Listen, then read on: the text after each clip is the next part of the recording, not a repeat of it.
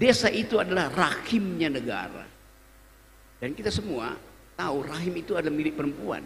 Dan hanya perempuan yang peka terhadap ketidakadilan itu. Karena dari rahim perempuan, sejak dia mengandung bayinya, si ibu udah membagi nutrisi dengan bayinya. Jadi ibu, mama itu adalah guru besar ilmu keadilan pertama di dunia. Melalui rahimnya itu. Begitu kita keluar dari rahim perempuan, kita masuk ke rahim laki-laki. Apa itu? DPR.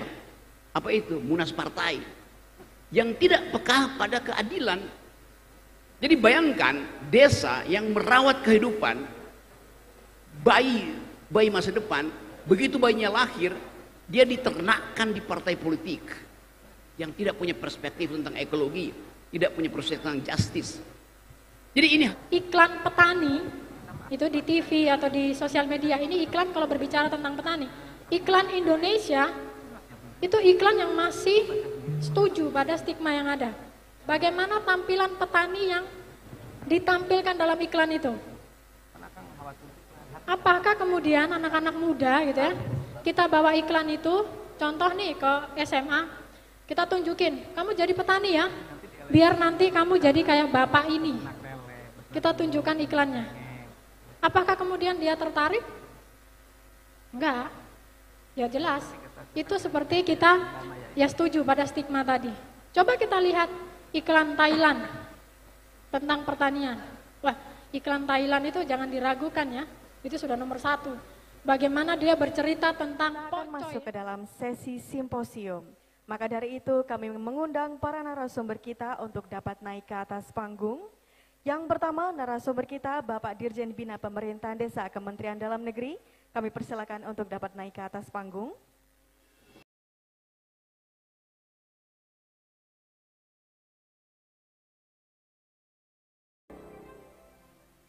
Dan narasumber kita yang kedua kepada Bapak Rocky Gerung, kami persilakan untuk dapat naik ke atas panggung.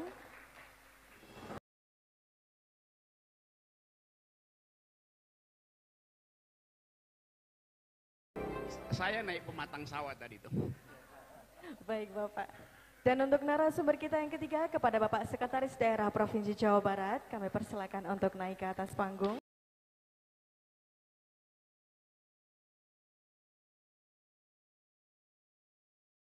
Dan narasumber kita yang keempat kepada Ibu Maya Stolastika, kami persilakan untuk dapat naik ke atas panggung.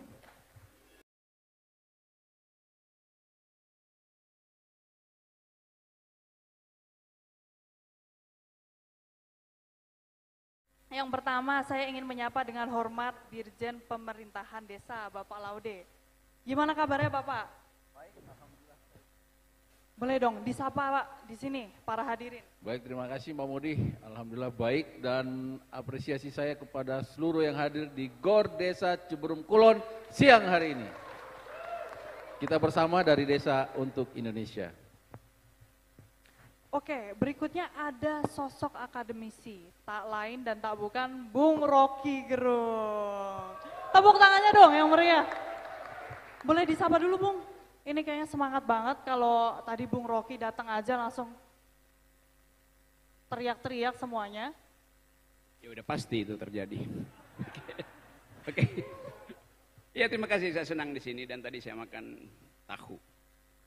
Tahu Sumedang. Sungguh nikmat kan ku kenang sepanjang hayat.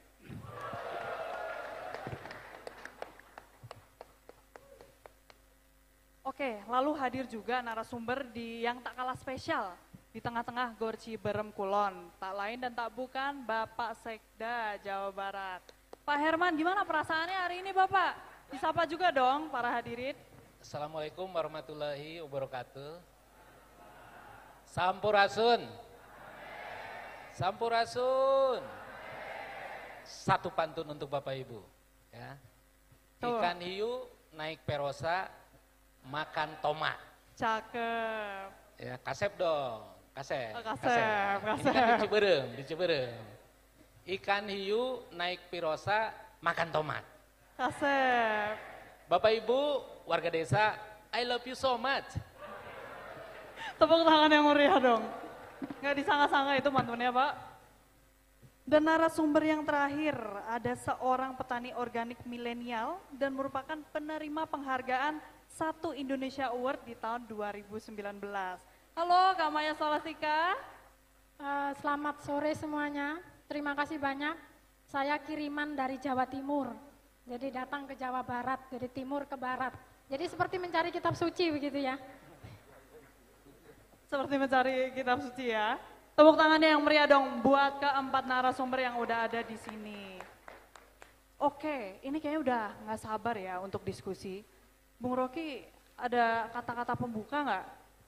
Biar ini pada semangat lagi gitu. Setiap kita berkumpul, kita mengingat di mana pusar kita ditanam. Jadi desa tempat kita menanam padi, menanam jagung, menanam palawija sekaligus menanam kenangan. Jadi saya kembali ke desa, karena hanya di desa ada cinta yang sejati. Bu Anta. Di desa ada cinta yang sejati. Berbicara tentang desa, kita boleh langsung diskusi aja ya bareng-bareng di sini. Oke, yang pertama akan saya tanyakan kepada Kak Maya selaku wanita dan petani milenial gitu ya. Kak Maya, inovasi apa sih yang udah dilakukan untuk keberlangsungan petani organik yang ada di Indonesia? Begitu Kak, silahkan. Ya, saya bertani organik itu dari 2008. Walaupun memang background saya bukan sarjana pertanian, saya sebenarnya sarjana sastra Inggris begitu. Itu satu inovasi juga sebenarnya ya, dari sastra Inggris kemudian kok mau jadi petani begitu. Mungkin kalau saya sarjana pertanian, mungkin saya nggak duduk di sini, gitu. Saya tidak jadi petani. Gitu. Nah, dari yang kami lakukan dari 2008, kenapa kok nyasar begitu jadi petani? Walaupun background sastra Inggris, saya nggak ngerti kalau umur sawi itu bisa dipanen, mungkin 25 hari sudah bisa dipanen. 2008 nanam dengan sewa lahan setengah hektar itu gagal total, panen sekitar 1,2 ton pada saat itu. Tetapi karena tidak tahu bahwa 25 hari itu harus dipanen. Jadi semuanya serba kebingungan, akhirnya gagal. Nah, dari pelajaran itulah, kemudian kami akhirnya, saya bersama teman saya, kami dulu berlima, cewek-cewek masih kuliah gitu, satu kelas, satu geng. Jadi alasan kuliah sebenarnya bukan menimba ilmu, tetapi bertemu teman-teman, jadi berlima ini. Nah dari situ kami belajar beli buku, kami beli buku sendiri, kemudian kami mencari begitu sosok-sosok yang sudah berhasil bertani organik. Kami datangi, kami kosongkan gelas kami dengarkan semua dari apa yang mereka sampaikan, kemudian kami pelajari. 2009 karena dari kegagalan 3 teman saya mereka harus mundur begitu. Akhirnya tinggallah kami berdua sampai saat ini 2025 masih ada. Yang kami lakukan dari proses pengalaman itu adalah kami melihat bahwa ternyata dunia pertanian itu juga menuntut ilmu pendidikan yang mumpuni. Jadi istilah masyarakat atau kita kenal di Indonesia bahwa stigma petani itu adalah kemiskinan dan keterbelakangan begitu, atau tanpa pendidikan, itu ternyata tidak benar. Untuk jadi petani harus punya ilmu pengetahuan yang mumpuni, jadi harus belajar. Karena itu kemudian kami melakukan pemberdayaan, lebih banyak kepada pemberdayaan petani perempuan, dan itu kami latih mereka capacity buildingnya. Dan ternyata di desa-desa seorang ibu bertani harus mencatat, itu mendapatkan stigma yang tidak mudah juga, jadi seperti diberi sanksi sosial, seolah-olah itu tidak boleh dilakukan.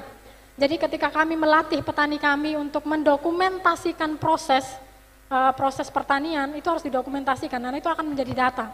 Pada saat proses itu dilakukan, mereka harus menerima cemoohan dari tetangga begitu, bahwa aneh-aneh gitu, jadi petani kok pakai harus bawa pulpen gitu ya, harus bawa buku gitu. Sesuatu yang seolah-olah tidak boleh dilakukan, padahal ya kenapa tidak boleh seperti itu.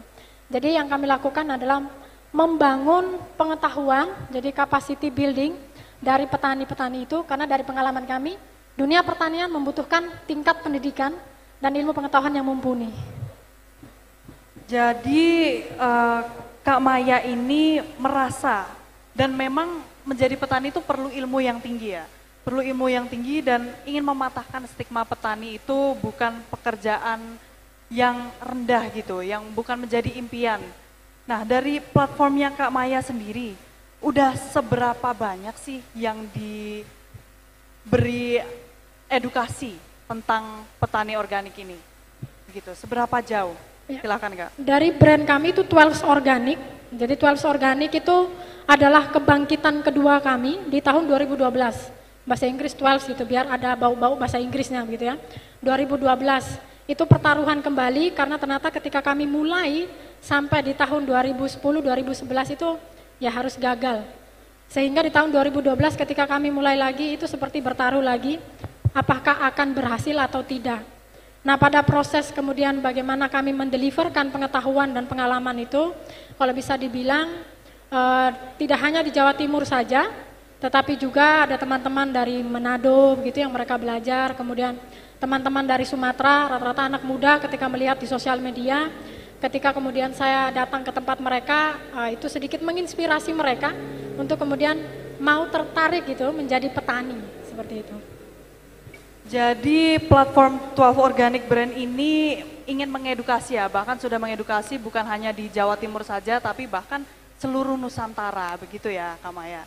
Nah, kita udah dengar nih dari kacamata seorang petani organik sendiri yang melakukan implementasi nyata. Sekarang kita mau dengar dong dari Bapak Dirjen, dari kacamata pemerintahan nih Pak. Saya akan bertanya, Pak, tema kita kali ini kan ketahanan pangan nasional dimulai dari swasembada pangan. Terus sejauh apa langkah yang telah dilakukan oleh Ditjen Bina Pemerintahan Desa untuk mencapai tujuan pangan desa tangguh ini Bapak? Silakan Bapak Dirjen. Baik, makasih Mbak Modi. Jadi sesuai tema kita hari ini adalah desa tangguh pangan.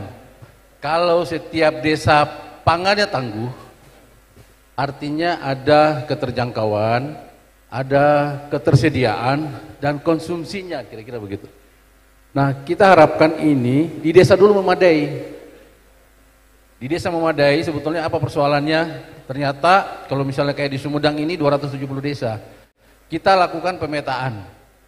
Pemetaan itu lalu kita lihat pangan-pangan lokal yang eksis yang bisa dibudidayakan di Sumedang. Lalu apa persoalan kira-kira dalam pengembangan budidaya pangan yang ada di sini? Pangan lokal lah kira-kira begitu. Kalau ada perspektif misalnya dalam soal regulasi, kebijakan, kita lihat, kita review gitu. Apa masalahnya? Atau dari sisi kelembagaan dan seterusnya. Ternyata hal yang krusial juga sebetulnya adalah bahwa ketika peradaban pengetahuan itu makin maju, dia meninggalkan desa pengetahuan itu seiring dengan lintas generasi begitu ya. Nah, di generasi muda itu tidak berminat menjadi petani. Seolah itu ada sebuah gradasi strata sosial. Sehingga yang identik dengan petani itu adalah generasi baby boomers. Nah, the next generasi, mereka itu melihat bahwa petani itu yang ya adalah kasta yang tidak sama dengan yang berpengetahuan dan seterusnya gitu. Nah, dan itu adanya tidak di desa, menurut generasi itu waktu itu. Nah, sekarang yang menjadi concern kita adalah melakukan riset sebetulnya. Bagaimana membuat ya, literasi, kemudian melakukan sosialisasi bahwa di desa itu sebetulnya sumber pangan yang ada. Bagaimana kita kembali kepada lokavore, yang istilahnya itu adalah pemberdayaan pangan lokal. Nah, ini yang pemerintah melihat, melakukan mapping sebetulnya apa persoalan sehingga di desa itu tidak berkembang pangannya. Padahal pengembangan pangan itu adanya di desa gitu kan. Ekosistem pangan, ketahanan pangan itu di desa. Nah, kita mencita-citakan swasembada pangan, tapi kita harus memastikan bahwa 75.000 desa secara terpetakan itu dia swasembada dulu, settle dulu pangannya di desa, tercukupi dulu di sana, tersedia dulu di sana dengan seluruh entitas ekosistem pangan di desa. Kalau ada permasalahan di desa kita tangani, permasalahan di kota atau kabupaten kita tangani atau di Pemda, selanjutnya sampai dengan ke tingkat nasional. Ini yang harus kita lakukan dan perlu mendapatkan kurasi literasi bahwa sebetulnya pekerjaan yang salah satu yang paling mulia itu adalah ketika bertani tadi. Nah, ini yang sebetulnya tidak tersosialisasi dengan baik ketika ada lintas generasi peradaban pengetahuan, dia juga ikut meninggalkan desa tadi. Nah, sehingga literasi kita tentang pangan, tentang pertanian itu menurun, termasuk minat kita untuk bertani. Nah, ini yang saya kira menjadi atensi pemerintah melakukan pemetaan untuk pengembangan pangan lokal, ekosistem pangan lokal, seterusnya akan merefer mengendorse terwujudnya ketahanan pangan, baik tingkat desa, daerah, dan tingkat nasional. Makasih. Oke, terima kasih Bapak. Berarti yang ingin dicapai adalah desa tangguh pangan ya. Dan sekarang fokus langkahnya itu mengenai riset dan literasi. Jadi bisa memberdayakan pangan lokal yang disebut Lokavore tadi ya Pak. Nah, kalau dari sudut pandang akademisi nih, Bung Rocky, gimana menanggapi tentang Lokavore ini, pengembangan pangan desa? Yang kita sebut pangan itu artinya kecukupan, bukan kelimpahan. Melimpah pangan artinya sampah.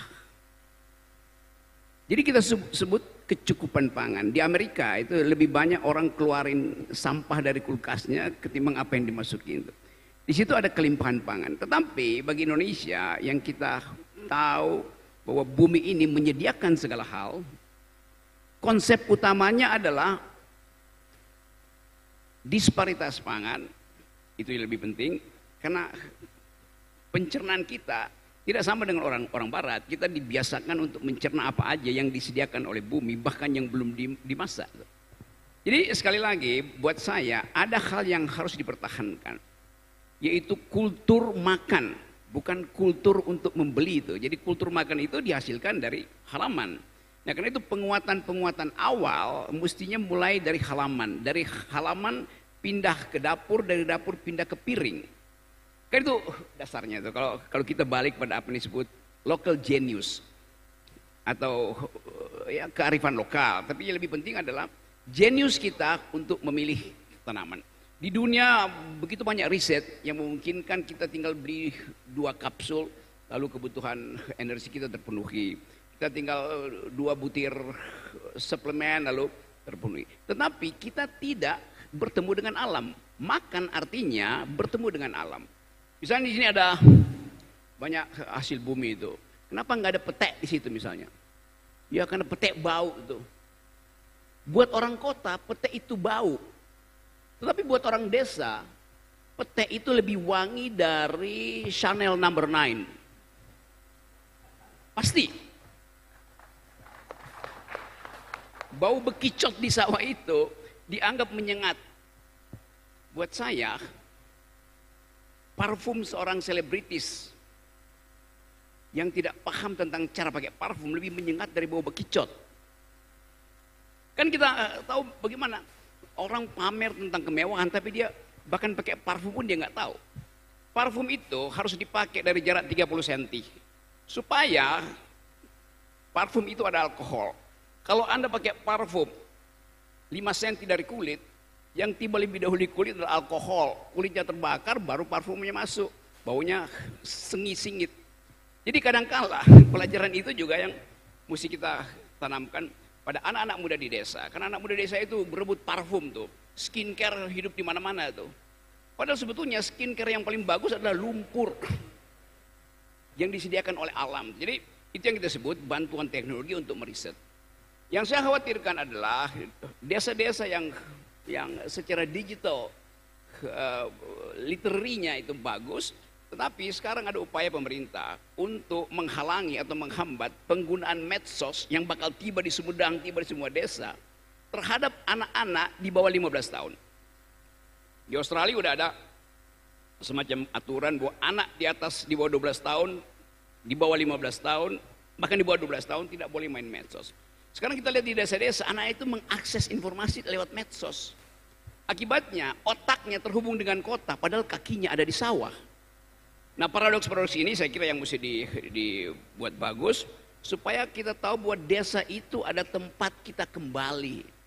Itu intinya. Jadi sekali lagi saya senang bahwa di Sumedang ini melek digital, tetapi harus dilatih dengan baik supaya akses terhadap informasi itu tidak menghasilkan yang kita sebut konsumerisme atau konsumtivisme. Itu kira-kira. Jadi kita produksi pangan dari desa, kita produksi kebutuhan pokok kita, tetapi kita halangi produksi informasi itu masuk ke desa. Karena lama-lama akhirnya desa itu sekedar jadi tempat lahan pertanian, bukan tempat bertani. Beda antara lahan pertanian dan bertani. Bertani itu seluruh aktivitas keringat saya, gerak otot saya, kemampuan saya untuk beradaptasi dengan bunyi pohon yang sedang tumbang, alam semesta menghidupkan harapan, itu satu lokasi yang kita sebut sebagai kesiapan manusia untuk bertemu dengan alam semesta. Jadi di Sumedang ini ya, saya lihat tersedia semua hal. Jadi mungkin sebelum Tuhan menciptakan surga, dia dulu punya KTP di Sumedang. Tepuk tangan dong untuk Bung Rocky. Jadi tadi yang saya tangkap, pangan itu pertama buat kecukupan ya, bukan kelimpahan.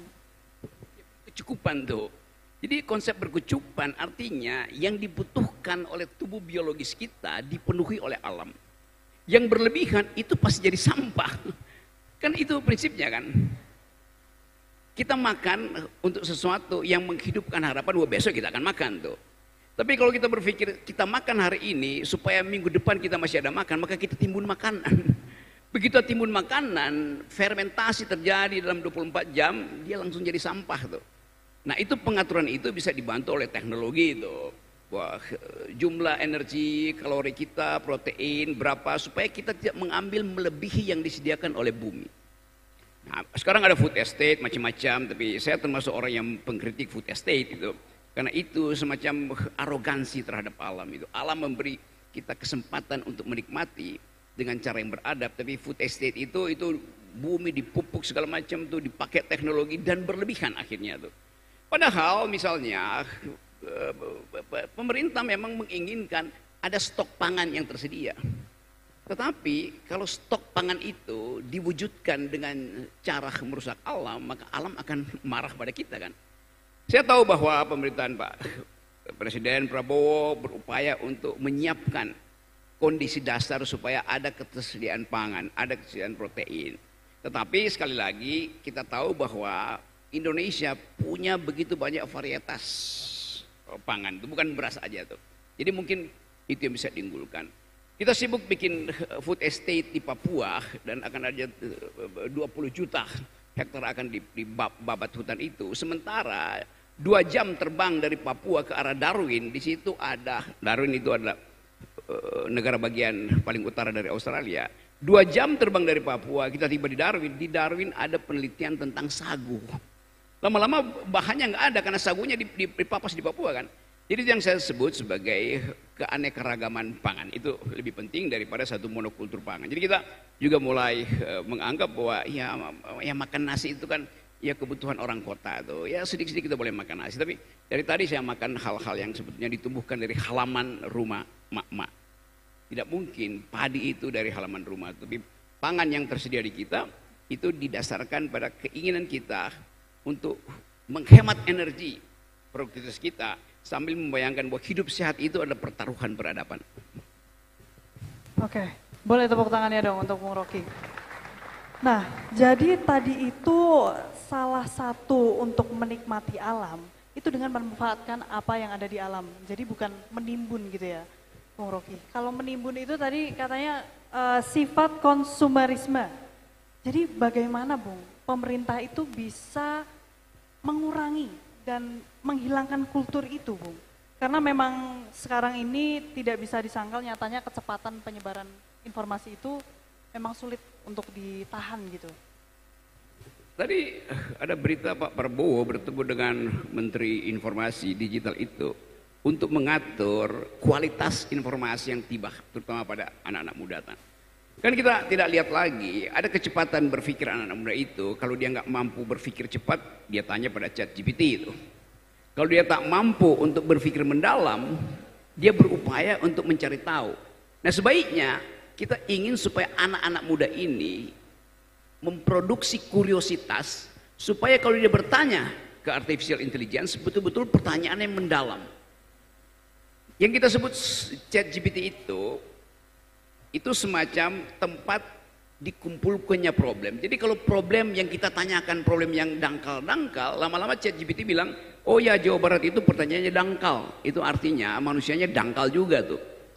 Jadi itu yang saya maksud, anak-anak muda desa itu ajukan pertanyaan yang berkualitas, tajam, supaya ChatGPT tidak bisa menjawab. Gitu. Kalau bisa dijawab ChatGPT itu artinya pertanyaannya dangkal. Nah di situ kita belajar. Jadi saya kira itu baik buat kepala desa seluruh Indonesia. Ajarkan pada masyarakat baru kita, pada anak-anak muda kita, Gen Z itu untuk mengajukan pertanyaan yang paling fundamental itu. Misalnya, coba tanya pada ChatGPT, apa beda antara pohon dan sungai? ChatGPT pasti akan jawab secara gampang. Sungai itu menghidupkan pohon, karena itu sungai akan melalui akar-akar pohon. Kalau teman-teman kepala desa bilang tidak, bukan begitu. Sungai adalah apa yang mengalir melalui kapiler pohon. Jadi sungai apa yang naik ke atas pohon dan sisanya yang pergi ke laut. Orang mulai berpikir, mana mungkin sungai bisa naik pohon? Kalau begitu pertanyaannya, kalau tidak ada sungai naik pohon, bagaimana mungkin pohon itu memproduksi karbohidrat, memproduksi karbon dioksida, menyimpan hijau daun? Jadi kita bongkar cara berpikirnya itu. Demikian juga kalau kita sebut, ada paham kan yang belajar biologi, akar kita itu, akar pohon itu menyerap air. Air yang naik ke atas pohon, tiba di daun oleh matahari, diubah menjadi energi. Sisanya malam hari jatuh ke bumi. Lalu jadi sumber para sastrawan untuk membuat puisi bahwa embun pagi engkau telah selamatkan hidupku. Karena semalam aku tak tahu panas apa yang ada di dadaku. Tumbuh inspirasi. Jadi kalau kita bilang setiap pohon adalah sungai, maka itu adalah pelajaran ekologi.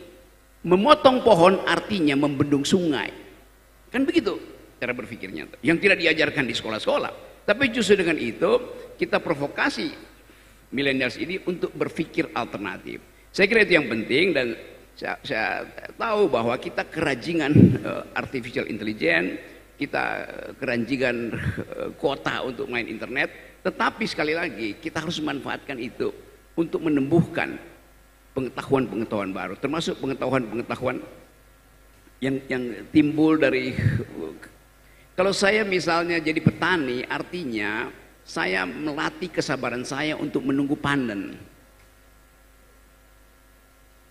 Sapi yang ada di kandang itu buat anak kota itu sesuatu yang menjijikkan.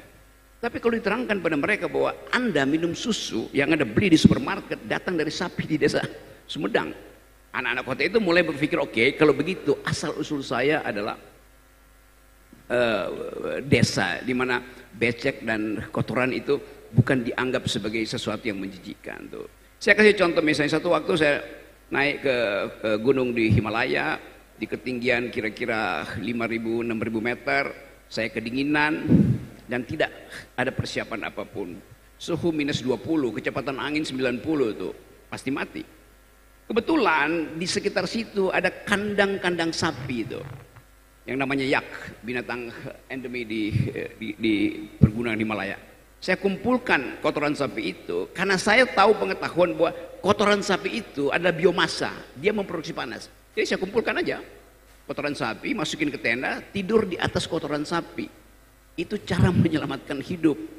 Jadi kotoran itulah yang menyelamatkan saya, bukan kasur yang harganya 60 juta yang jual di mal-mal di Jakarta. Oke, berarti memang perlu anak muda itu ikut andil ya, sudah pasti ya. Dan perlu mengetahui fundamental bagaimana siklus setiap yang ada di kehidupan ini. Jadi dasarnya seperti apa untuk mensukseskan juga program pemerintah yang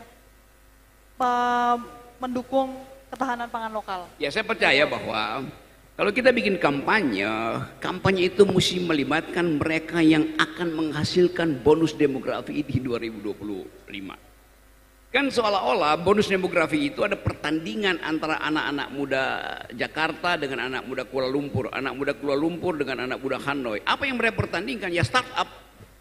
Di kita di Indonesia, bonus demografi itu jangan masuk dalam pertandingan yang dikuasai oleh anak-anak muda di metropolitan global. Mulailah dengan bonus demografi, artinya bertanding untuk paham bahwa tanah itu menyiapkan dirinya untuk diolah untuk kepentingan keadilan, bukan untuk kepentingan akumulasi. Jadi kalau kita ingin masuk pada tema bonus demografi, saya kira Departemen Dalam Negeri punya data tentang siapa yang potensial untuk memimpin ke depan. Kan Depdagri itu menyiapkan calon pemimpin tuh. Departemen lain mungkin lakukan hal yang berbeda. Tapi sekali lagi, memimpin artinya menghasilkan manusia yang mampu mengurai masalah dan mampu menyimpan perencanaan, bukan memamerkan perencanaan. Minimal dia bisa mengurai masalah tuh. Nah, masalah kita hari ini di tingkat ekologi bumi itu adalah soal lingkungan. Jadi anak-anak muda Indonesia mestinya bersaing untuk menghasilkan bonus demografi di bidang lingkungan, bukan di bidang teknologi komputer yang pasti kita tercecer oleh anak-anak muda di Cina, Vietnam, dan Thailand.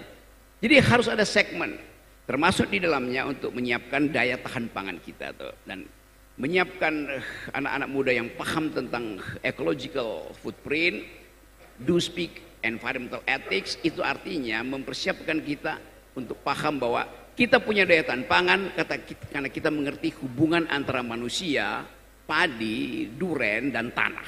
Itu dasarnya. Teknologi hanya membantu itu. Jadi bonus demografi bagi desa artinya bersaing di bidang ekologi, bukan di bidang teknologi. Kira-kira itu. Baik, terima kasih banyak Bung Rocky. Setelah berdiskusi melalui kacamata pemerintah pusat, seorang akademisi, dan juga seorang petani organik yang melakukan implementasi nyata, saya juga mau dong berdiskusi dengan kacamata pemerintah daerah. Jadi Bapak Sekda, bagaimana Pemda ini dapat berkontribusi dalam memperkuat ketahanan pangan desa, Pak? Apa kira-kira peran spesifik yang dapat diambil oleh Pemda Jawa Barat? Silakan Bapak. Oke, terima kasih. Sebelum saya berbagi informasi, pengetahuan, pengalaman terkait dengan pembangunan di bidang ketahanan pangan di Jawa Barat, izinkan atas nama Pemda Provinsi Jawa Barat, atas nama Pak Penjabat Gubernur Jawa Barat, mengucapkan selamat Hari Desa. Tepuk tangan untuk desa. Desa kuat, kecamatan pasti kuat, kabupaten kota kuat, provinsi kuat, Indonesia kuat. Jadi kalau ingin Indonesia kuat, mulai dari desa. Dan salah satunya kita mulai dari sektor pangan. Bapak Ibu sekalian, saya ingin coba menyoroti dua hal. Ya, bicara pangan dari perspektif konsumsi, yang kedua dari perspektif produksi. Dan saya akan berbicara tentang data, karena harus based on data. Good data, good decision, good result. Datanya bagus, pengambilan keputusan kita juga akan bagus, dan hasil akan bagus. Seperti itu bisnis prosesnya. Makanya kami akan mulai dari data-data. Terkait dengan konsumsi, Bapak Ibu sekalian, konsumsi kita di Jawa Barat untuk pangan, paling tidak untuk 12 komoditas pangan, beras, ya, telur, ayam, daging ayam, cabai rawit, ya cabai merah, dan lain sebagainya, ada 12 komoditas pangan, 8 kita surplus, ya, dan 4 komoditas kita defisit. Salah satunya yang membuat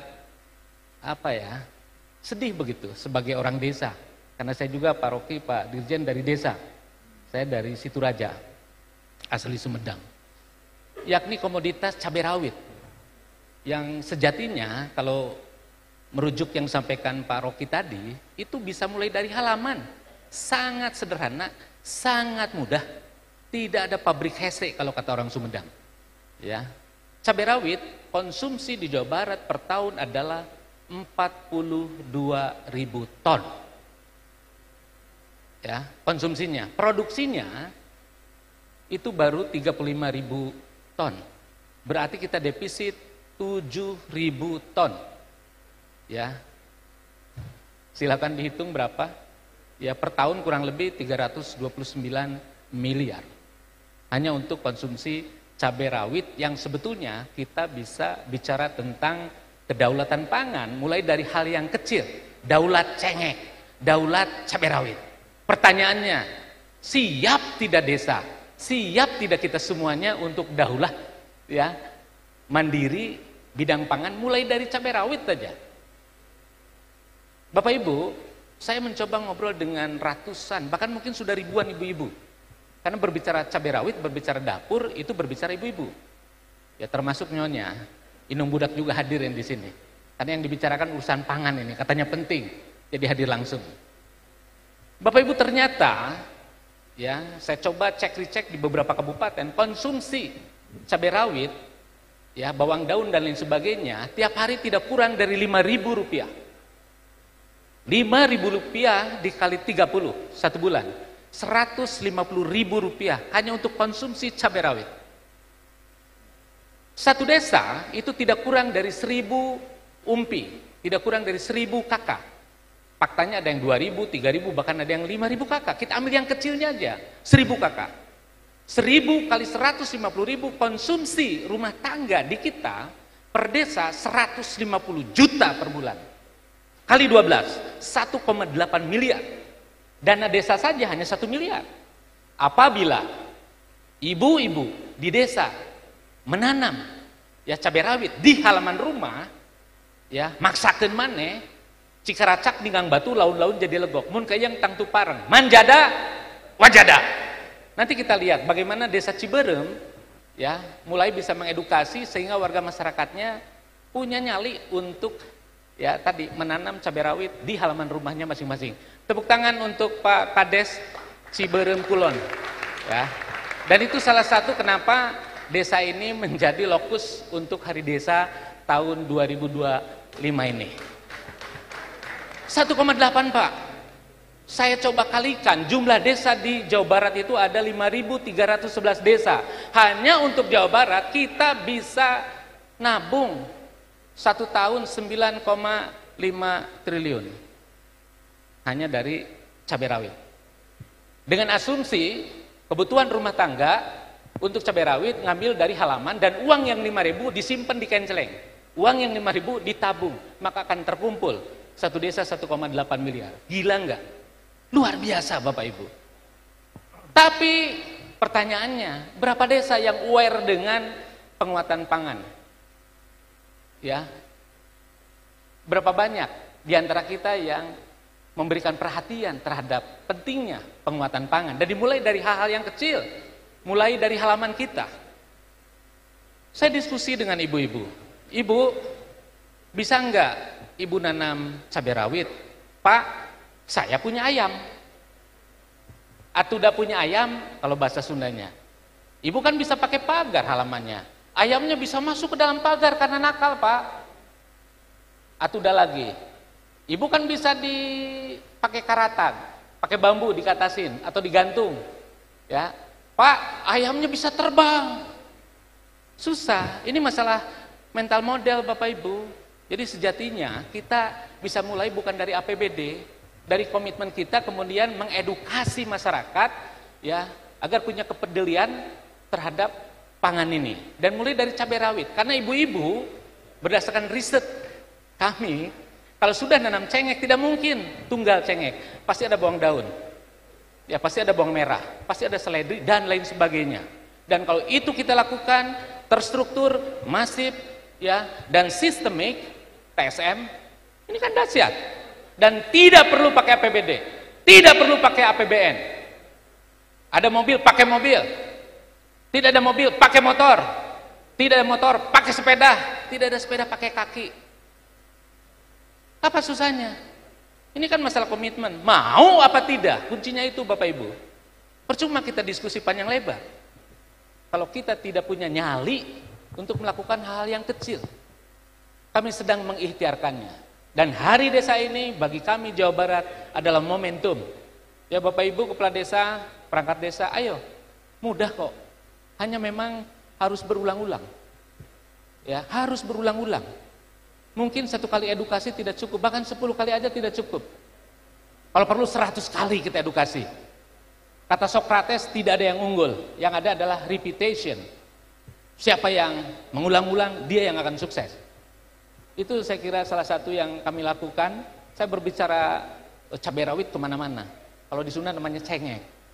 Saya bukan melihat cengeknya, itu kecil banget, tapi masalah produktivitas.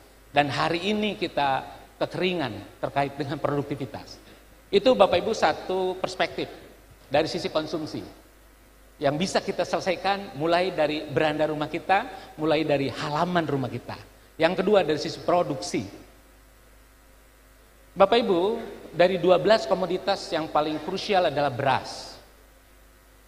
Produksi gabah kering giling di Jawa Barat, posisi terakhir 2024 ini 8,5 juta ton.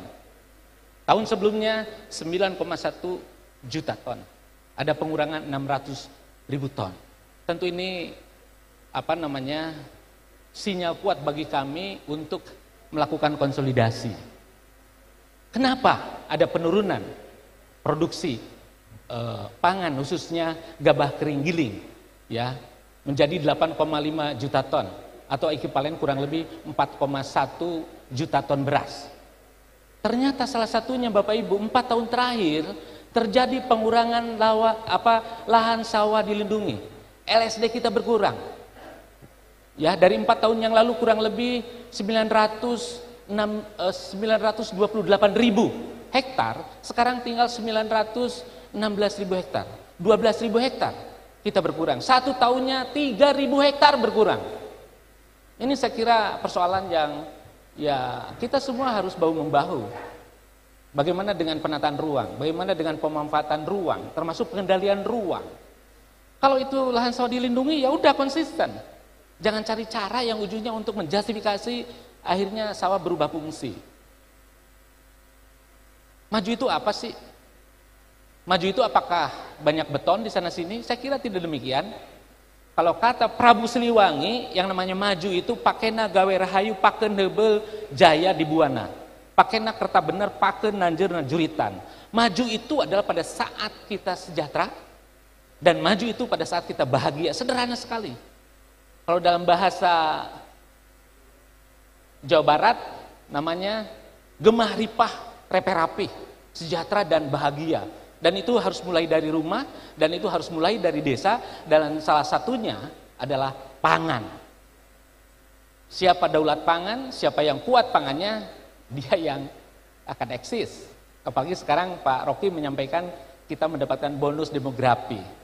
Pertanyaannya, berarti usia produktifnya kan lebih banyak daripada ya yang tidak produktif. Milenial lebih banyak dari kolonial. Tapi apa yang terjadi Bapak Ibu hari ini? Pengangguran kita untuk Jawa Barat 6,74%, ekivalen dengan 1,7 juta dan 20%-nya lulusan SMA SMK. Ini PR bagi kita semua. Dan salah satunya mungkin karena anak-anak muda ini kurang tertarik terhadap pangan, terhadap pertanian. Kami mencoba berikhtiar setiap tahun ada program namanya petani milenial. Tapi berapa sih jumlah APBD kita? Kami hanya mampu melahirkan 13.000.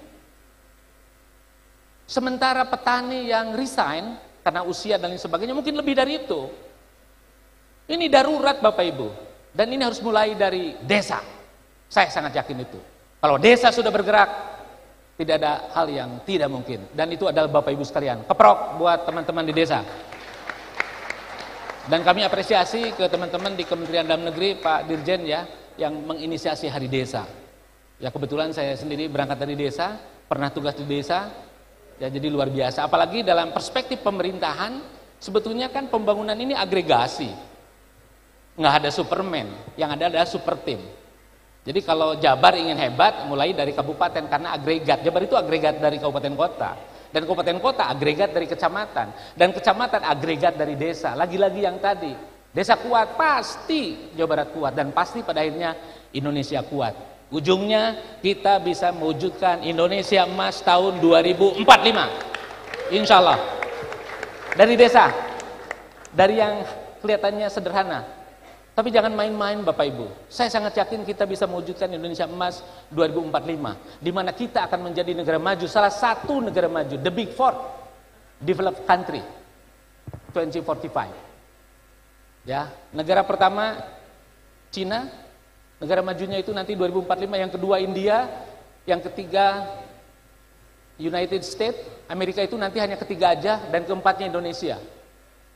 PDB kita sekarang 1,4 triliun US dollar. Pada saatnya kita nanti bisa 18 ya triliun US dollar. Dan salah satunya dikontribusi oleh desa. Jadi jangan main-main dengan desa. Hidup desa. Mana suaranya? Ini kan teman-teman dari desa. Hidup desa. Hidup desa. Hidup desa. Atur nuhun. Baik Pak, terima kasih atas penyampaiannya ya, luar biasa sekali, langsung semangat nih semuanya, hidup desa. Hidup ya Pak. Nah, tadi Bapak bilang desa kuat, Indonesia kuat. Dan salah satu contohnya itu di desa Ciberem Kulon ini, hanya dari cabai bisa menghasilkan kemandirian desa, bahkan produktivitasnya meningkat ya Pak. Nah, apa kolaborasi yang telah dilakukan oleh Pemda Jawa Barat untuk mendukung ketahanan pangan seperti contohnya ini Pak, di desa Ciberem Kulon? Bapak Ibu, yang pertama kasih sayang. Hadirkan kasih sayang ke desa. Tadi kami sharing dengan Pak Rocky Gerung. Apa hubungannya cinta dengan desa, Pak Rocky? Mungkin Pak Rocky bisa menjelaskan dulu yang tadi Pak. Boleh dong dijelaskan ya. Apa hubungannya cinta dengan desa? Karena Bapak Ibu harus hadir dulu cinta. Tanpa cinta omong kosong Pak, yang bermain hanya logika, dan logika itu cara berpikirnya transaksional. Saya kira Pak Rocky bisa membedah filosofis itu Pak. Karena kalau hati yang hadir, tidak ada hal yang tidak mungkin. Nah kebetulan Nyonya ada di sini Pak Rocky. Ya, bayangkan Bapak Ibu, saya rumah di Situraja, dan Nyonya ini rumahnya di Dharma Raja. Dan saya pernah jalan kaki dari Situraja ke Dharma Raja, 15 km. Dan itu tidak masuk akal. Tapi karena cinta, saya lakukan Pak. Hidup inung budak. Iya Pak.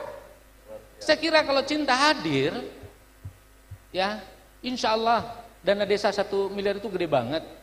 Belum lagi Pak Rocky, setiap tahun Pemprov Jabar memberikan transfer fiskal ke desa 130 juta per desa, stimulus. Itu bentuk kasih sayang kami. Jangan dilihat uangnya Bapak Ibu, atensinya. Ya, dan kami saat ini sedang mendesain ya sebuah peraturan gubernur tentang agregasi pembangunan. Jadi kami akan ajak bersama-sama kepala desa, perangkat desa, camat, bupati, wali kota untuk membangun Jawa Barat. Tetapi tentu harus dikalibrasi. Ya, indikator kinerjanya apa, KPI-nya apa? Apakah kamu dari pangan misalnya? Yuk kita masukin pangan. Ya, ketahanan pangan adalah indikator kinerja kepala desa, indikator kinerja camat, indikator kinerja bupati, indikator kinerja gubernur. Karena kalau tidak begitu nggak bisa Bapak Ibu. Harus ada harmoni. Nah itu saya kira Ibu ya, dan salah satunya terjadi di Ciberem Kulon. Kebetulan sebelum saya bertugas di Jawa Barat, ya pimpinan memberikan amanah, saya penjabat Bupati Sumedang. Sekda Sumedang cukup lama, 5 tahun.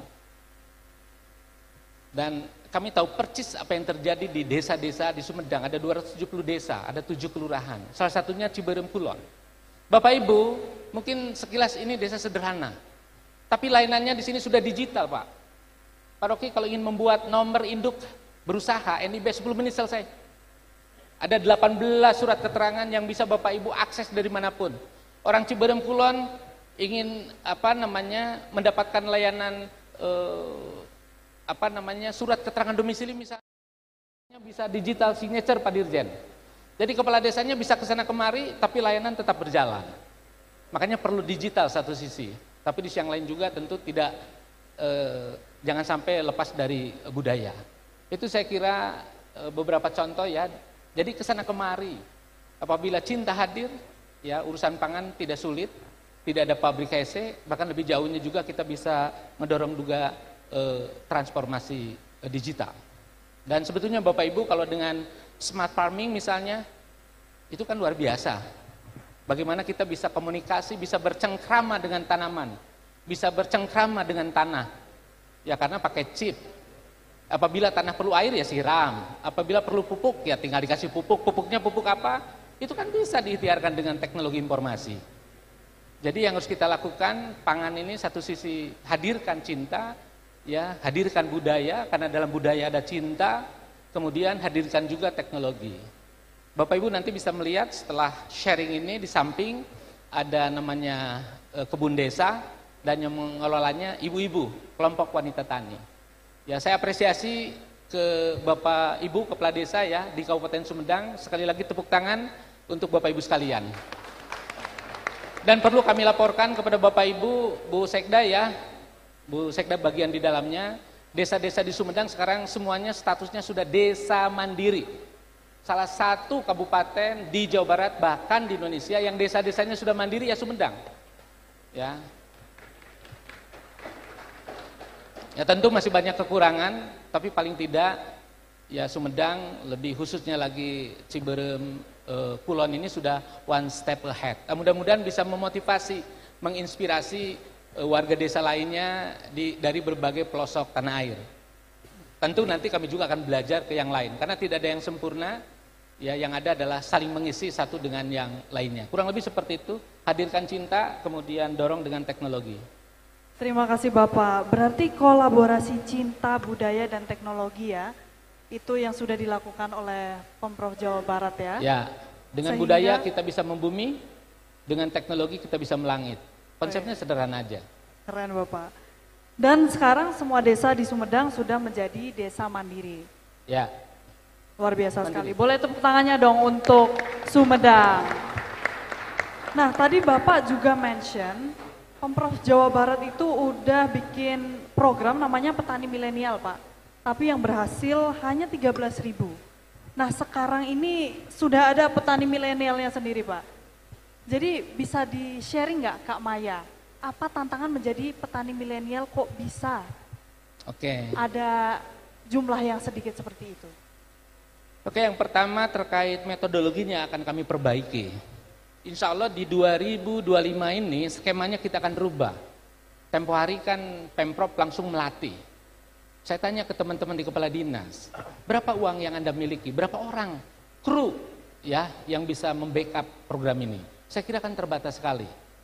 Kami akan shifting karena tadi intinya kan agregasi pemerintahan, agregasi pembangunan. Kami akan siapkan training of trainers, petani milenial. Kami akan latih trainers di kabupaten. Kami akan latih trainers di kecamatan. Nanti yang akan melatih petani milenialnya adalah trainers yang ada di kecamatan. Jawa Barat ini ada 27 kabupaten kota, 627 kecamatan, ada 5.311 desa, ada 646 kelurahan. Kami sudah melakukannya sekarang dalam kewirausahaan. Insya Allah sebentar lagi kami akan menghasilkan 600.000 wirausaha, ibu-ibu. Kami latih ibu-ibu, Pak Dirjen. Jadi provinsi melatih 135 super trainers di kabupaten, satu kabupaten 5. Kemudian kami melatih 2 trainers per kecamatan. Kami sinergi dengan private sector, tidak pakai APBD. Jadi awal tahun ini kami punya 1.200 trainers yang tersebar di 627. Dan kami kasih KPI untuk melatih 100 ibu-ibu per desa tentang kewirausahaan. Bagi yang sudah bisnis, naik kelas lah bisnisnya. Bagi yang belum, ayo memulai. Dan kami akan fasilitasi untuk bisa mengakses perbankan. Hari ini kita juga punya bom waktu namanya Bank Emok. Hati-hati Bapak Ibu. Bank Emok. Dan salah satu persoalan Jawa Barat adalah indeks Gini 0,421. Sangat senjang. Ya salah satunya karena sudah masyarakatnya kecil, pinjam dari Bank Emok lagi. Bank Emok itu kenapa menjadi sangat menarik? Karena layanannya paripurna. Sebelum transaksi, setelah uangnya dikasih, itu luar biasa Pak. Itu mencekik Bank Emok. Bisa sampai 10% jasanya. Berarti setahun 120%. Dengan subsidi bunga sebetulnya bank konvensional, koperasi syariah atau koperasi atau bank syariah, saya kira bisa 5% per bulan. Nah, pola itu kami akan dorong juga dalam pembangunan pangan melalui pelatihan petani milenial dengan cara kolaborasi dengan berbagai komponen. Tidak harus selalu dari APBD. Baik, siap. Terima kasih Bapak. Berarti ada perubahan skema ya. Nah sekarang kita pengen tahu nih dari kacamata implementasi nyata nih yang udah melakukan petani organik milenial, Kak Maya. Nah Kak Maya, kalau dari kacamata petaninya sendiri nih, apa tantangan untuk membuat bisnis itu terus berlanjut Kak? Coba dijawab, silahkan Kak Maya. Untuk usaha pertanian ya, mungkin agak sedikit berbeda dengan usaha lain. Karena pertanian itu kegagalan itu pasti. Kenapa saya katakan kegagalan itu pasti? Karena bertani berhubungan dengan alam. Dan faktor alam adalah faktor yang tidak bisa kita kendalikan. Belum ada satupun di dunia ini yang bisa mengendalikan kecuali mungkin Avantar ya, yang mungkin bisa mengendalikan. Nah, alam menjadi tantangan, tetapi menjadi petani itu ya, bekerja di dunia pertanian, itu adalah pekerjaan yang dekat dengan alam. Mungkin ini definisi cinta tadi ya Pak ya. Jadi ada cinta di situ, tantangannya juga besar untuk bersama, karena dekat dengan alam, tetapi alam itu juga sendiri tidak menjadi itu menjadi faktor yang lebih banyak membuat kegagalan gitu. Yang bisa kita lakukan adalah kemudian beradaptasi. Jadi kenapa saya memilih pertanian organik, karena itu adalah salah satu bentuk dunia pertanian yang adaptif terhadap alam. Mengapa demikian? Karena pertanian organik itu punya 3 poin. Yang pertama adalah pangan, yang kedua adalah lingkungan, kemudian yang ketiga adalah kesehatan. Ini adalah 3 hal yang dimana kita semua hidup, manusia di dunia ini pasti membutuhkan 3 hal ini. Dan 3 hal inilah yang nanti dikejar gitu sampai akhir. Itu tantangan pertama. Kemudian yang kedua, tadi Bung Rocky juga sempat mengatakan tentang ketekunan gitu ya, telaten, kesabaran. Nah itu bukan hal yang mudah juga dilakukan. Bertani itu memang dituntut untuk sabar. Jadi kita menuai, kita tunggu untuk sampai panen. Nah itu di luar lagi tantangan-tantangan lain, yang mana kesabaran ini sudah ada, tetapi ternyata masih belum bisa nih, ketika sabar ada, hasilnya kok masih belum bisa. Karena ada beberapa faktor internal lainnya, contoh masalah harga, contoh masalah overproduksi. Dunia pertanian Indonesia dari zaman dulu sampai hari ini itu persoalannya masih itu-itu aja, overproduksi, harga dan lain sebagainya gitu. Nah itu menjadi tantangan, kenapa kemudian anak-anak muda tidak tertarik. Saya mengingat ketika saya menjadi petani, begitu memutuskan jadi petani 2008, itu bisa dikatakan bahwa cinta tadi ya, dan ada orang mengatakan bahwa cinta itu buta. Jadi saya nggak tahu tuh tantangan dunia pertanian sebegitu hebohnya begitu, nyemplung aja, begitu nyemplung tahu persoalannya, nah disitulah baru tergerak. Oh ternyata dunia pertanian Indonesia ini kok dari zaman dulu sampai sekarang sama aja nih, masalahnya itu-itu aja. Dan memang menjadi tidak menarik. Kenapa tidak menarik? Jelas kami kalau ke kebun tidak mungkin pakai high heels, tidak mungkin kita pakai bling-bling begitu ya, kayak mau ke party gitu. Mungkin itu kemudian tidak fashionable kalau kata anak-anak zaman sekarang gitu ya. Fashionnya malah jadi kayak gitu, kotor-kotoran gitu istilahnya. Nah, hal-hal seperti itu kemudian bagaimana kita menghadirkan, atau kalau di sini saya minta peran dari semua pihak gitu, baik di desa maupun juga di kota, dan kita semua menjadi satu kesatuan. Tantangan sudah jelas, itu tantangan alam kita tahu. Istilahnya kita semua duduk di sini paham, musim hujan mungkin petani akan banyak gagalnya.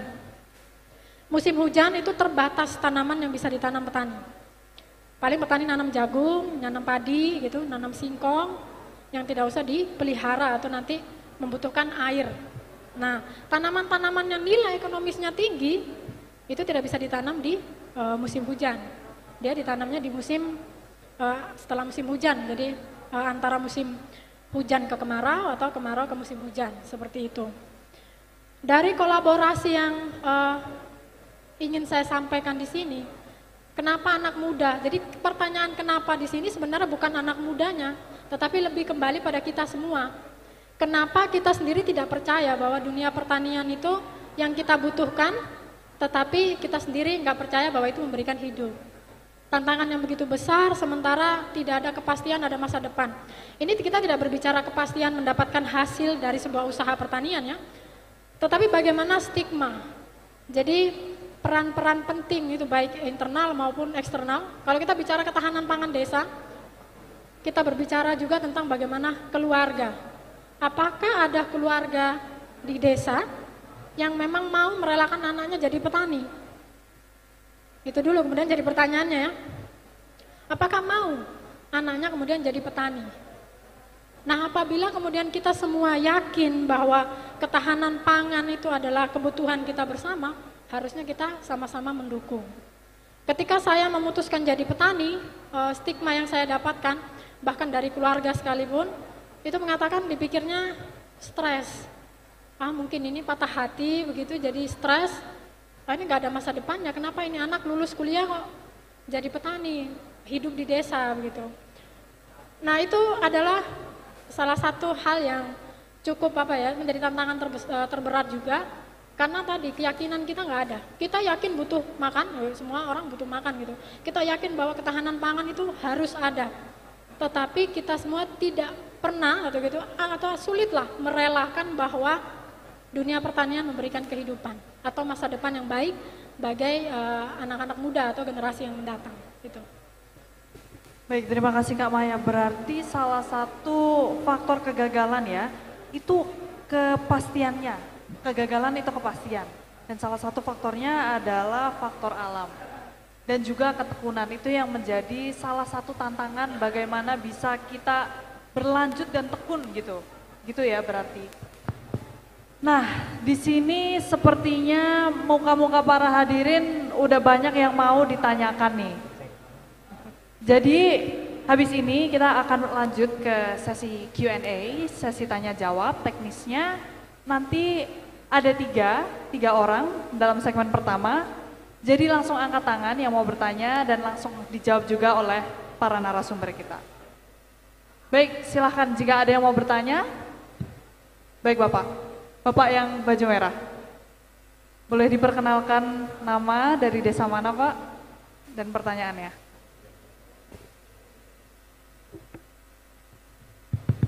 Terima kasih atas kesempatan yang diberikan kepada saya.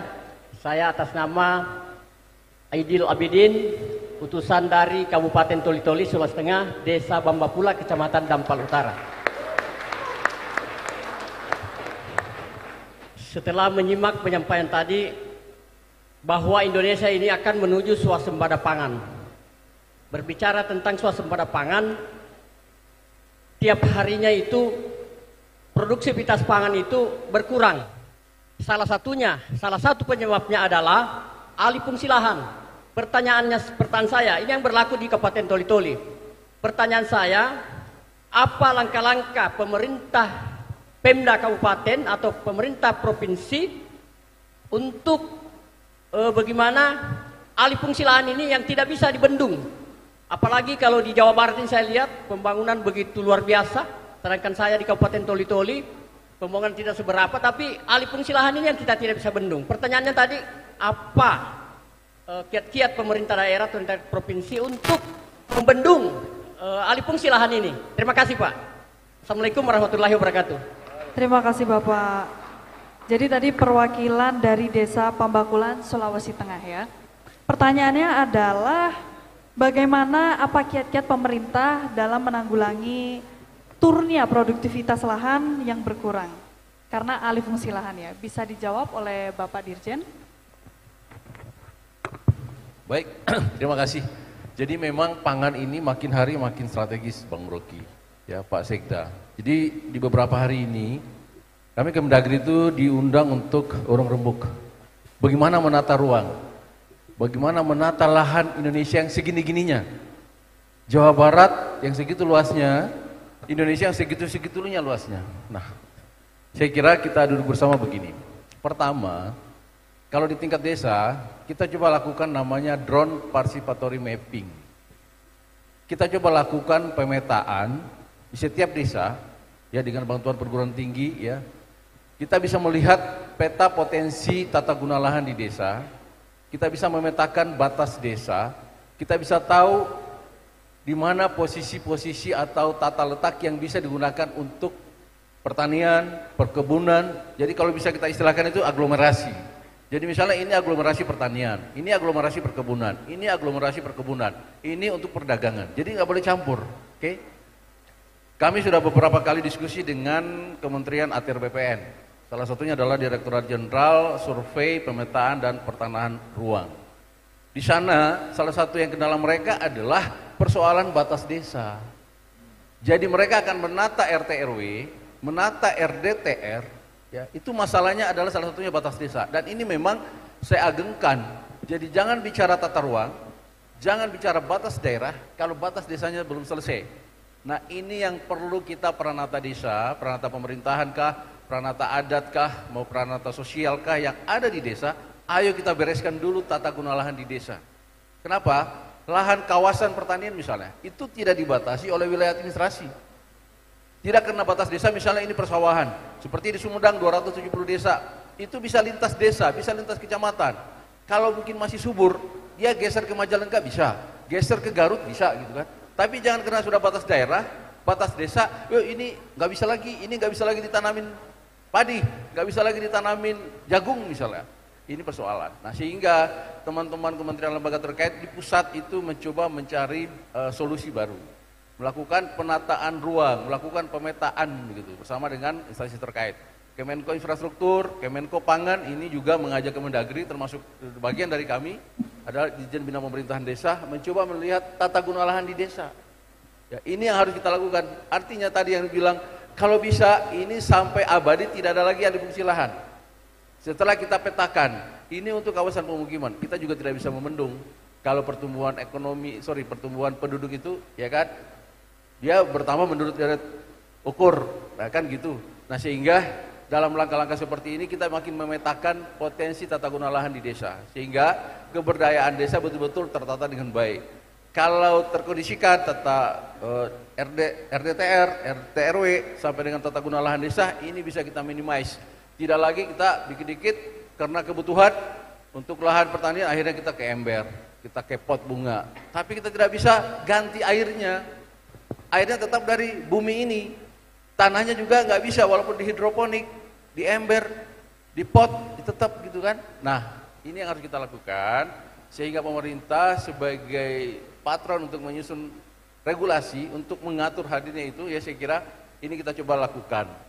Bahwa lahan Indonesia itu segini-gininya, kita akan bilang aglomerasi pertanian, ini nggak boleh dialihfungsikan, apapun gitu. Kemudian kita akan menghitung. Kenapa? Kita bisa membayangkan Sumedang yang kurang lebih 1,2 juta penduduknya, 1,1 sekian begitu, atau Jawa Barat yang 48 juta sekian penduduknya gitu, berapa piring nasi yang dibutuhkan oleh warga Jawa Barat? Berapa piring nasi yang dibutuhkan oleh warga Sumedang setiap hari? Kan tidak bisa kita konversi bahwa oke lah, selain nasi apa karbo yang lain gitu kan, kebutuhan tubuh, karbo, protein dan seterusnya. Itu adalah kebutuhan, itu ada riset gitu kan. Nah, ini yang harus kita kedepankan dan butuh kolaborasi semua pihak. Teman-teman kementerian yang lain juga akan bicara. Ini bukan soal lahan saja, ini bukan soal pangan saja, ini soal kebutuhan orang. Orang itu tadi dibilang Bung Rocky, kebutuhan anatomi kita, sirkulasi di dalam tubuh kita itu membutuhkan karbo, membutuhkan protein, dan itu harus dilakukan dengan cara-cara yang organik misalnya. Nah, ini yang harus kita sosialisasikan juga bahwa semua kita butuh perkembangan peradaban, pengetahuan, teknologi, industri dan seterusnya. Tapi tidak ada yang bisa mengganti karunia Tuhan namanya geografi, tanah, bumi dan air itu. Itu nggak bisa tergantikan seperti tadi dibilang oleh Mbak Maya itu. Nah, sehingga pemerintah mencoba mencari sebuah konsep asal hasil riset begitu, hasil survei kita petakan dan seterusnya, sehingga kita akan menyusun regulasi yang lebih memadai. Regulasi yang akan menyentuh pada seluruh level pemerintahan dari pusat sampai dengan ke desa. Kenapa? Desa juga jangan dianggap selalu hilir. Desa juga itu adalah hulunya. Karena semua sumbernya itu ada di desa. Coba saja kalau misalnya kita tata guna lahan. Kalau teman-teman ini dia ngeblok, ya kan, embargo dia mata air di Gunung Tampo Masining, dia embargo dia mata air yang di Gunung Manglayang sana, yang di Jatinangor. Kita bisa bayangkan apakah tumbuh sawah di bagian selatan itu. Nah, itu salah satu contohnya adalah butuh kolaborasi kita semua lintas pemerintahan. Makanya mulai hari ini ketika ada Hari Desa, pertama kali yang menjadi temanya Pak Sekda Bung Rocky adalah desa tangguh pangan dulu. Karena tangguhnya pangan desa itu untuk kemaslahatan umat, kemaslahatan desa itu, kemaslahatan warga kabupaten, kemaslahatan warga Jawa Barat, kemaslahatan warga dunia tadi. Yang disampaikan Pak Sekda yang nomor 4 dunia, kalau pangannya tidak terkendali, diawali dengan pemetaan dan seterusnya tadi, saya kira itu impossible. Nah, sehingga kita butuhkan pencerahan yang memadai, seperti dari yang mungkin secara filosofis bahwa, wih, ayo kita kembali ke desa, kita bangun desa, bertani, ayo seperti Mbak Maya sampaikan tadi. Tapi, tolong kalau kami ini tidak dihantui dengan, nanti kami sudah membangun pertanian, kawasan begitu, akan alih fungsi lahan, bla bla bla dan seterusnya. Semuanya memang adalah bagian dari untuk upaya-upaya kita meningkatkan kesejahteraan masyarakat, meningkatkan kualitas hidup masyarakat, dan mengurangi kemiskinan. Tujuan pembangunan di desa atau di daerah kan begitu. Nah, saya kira itulah upaya-upaya kita Mbak Mudi dan teman-teman yang tadi dari Toli-Toli itu bagus ya. Mudah-mudahan nanti disampaikan rekan-rekan yang ketika ada di dalam forum musyawarah-musyawarah pada level desa, pada level kecamatan dan seterusnya sampai ke atas gitu, sampaikan bahwa hal yang paling krusial dalam membangun daerah kita adalah, membangun desa kita adalah penatagunaan lahan yang memadai. Jangan dikit-dikit alih fungsi lahan, jangan dikit-dikit alih fungsi, kayak gitu ya. Ini juga tentu dunia membutuhkan, kenapa? Supaya ozonnya nggak bocor begitu, untuk mengurangi emisi ya rumah kaca dan seterusnya. Ini saya kira penting untuk masa depan peradaban manusia ke depan. Dan itu dimulai dari desa. Makanya penting kita tiap hari adalah hari desa. Jangan Pak Sikda hari desanya cuma 15 Januari, tahun depan lagi baru hari desa. Enggak. Begitu hari ini hari desa, besok 15 Januari, setiap hari hari desa. Jadi kita mulai melek desa, Mbak Modi. Kita kembali ke desa, lalu kita akan bilang, ada apa di desa? Kalau mereka tidak datang, ada apa dengan desa? Ini yang saya ingin sampaikan kepada teman-teman semua, bahwa sebetulnya tadi adalah bicara cinta. Kalau saya bicara bahwa kebahagiaan yang hakiki itu adanya di desa. Desa bahagia, Indonesia bahagia. Terima kasih. Terima kasih. Berarti tadi langkah yang sudah dilakukan pemerintah dan akan dilakukan terus adalah pemetaan setiap desa atas potensi lokal yang ada ya. Betul ya Bapak? Dan tata olah lahan potensi-potensi yang ada di desa. Lalu selanjutnya, oke, Bapak yang sudah berdiri.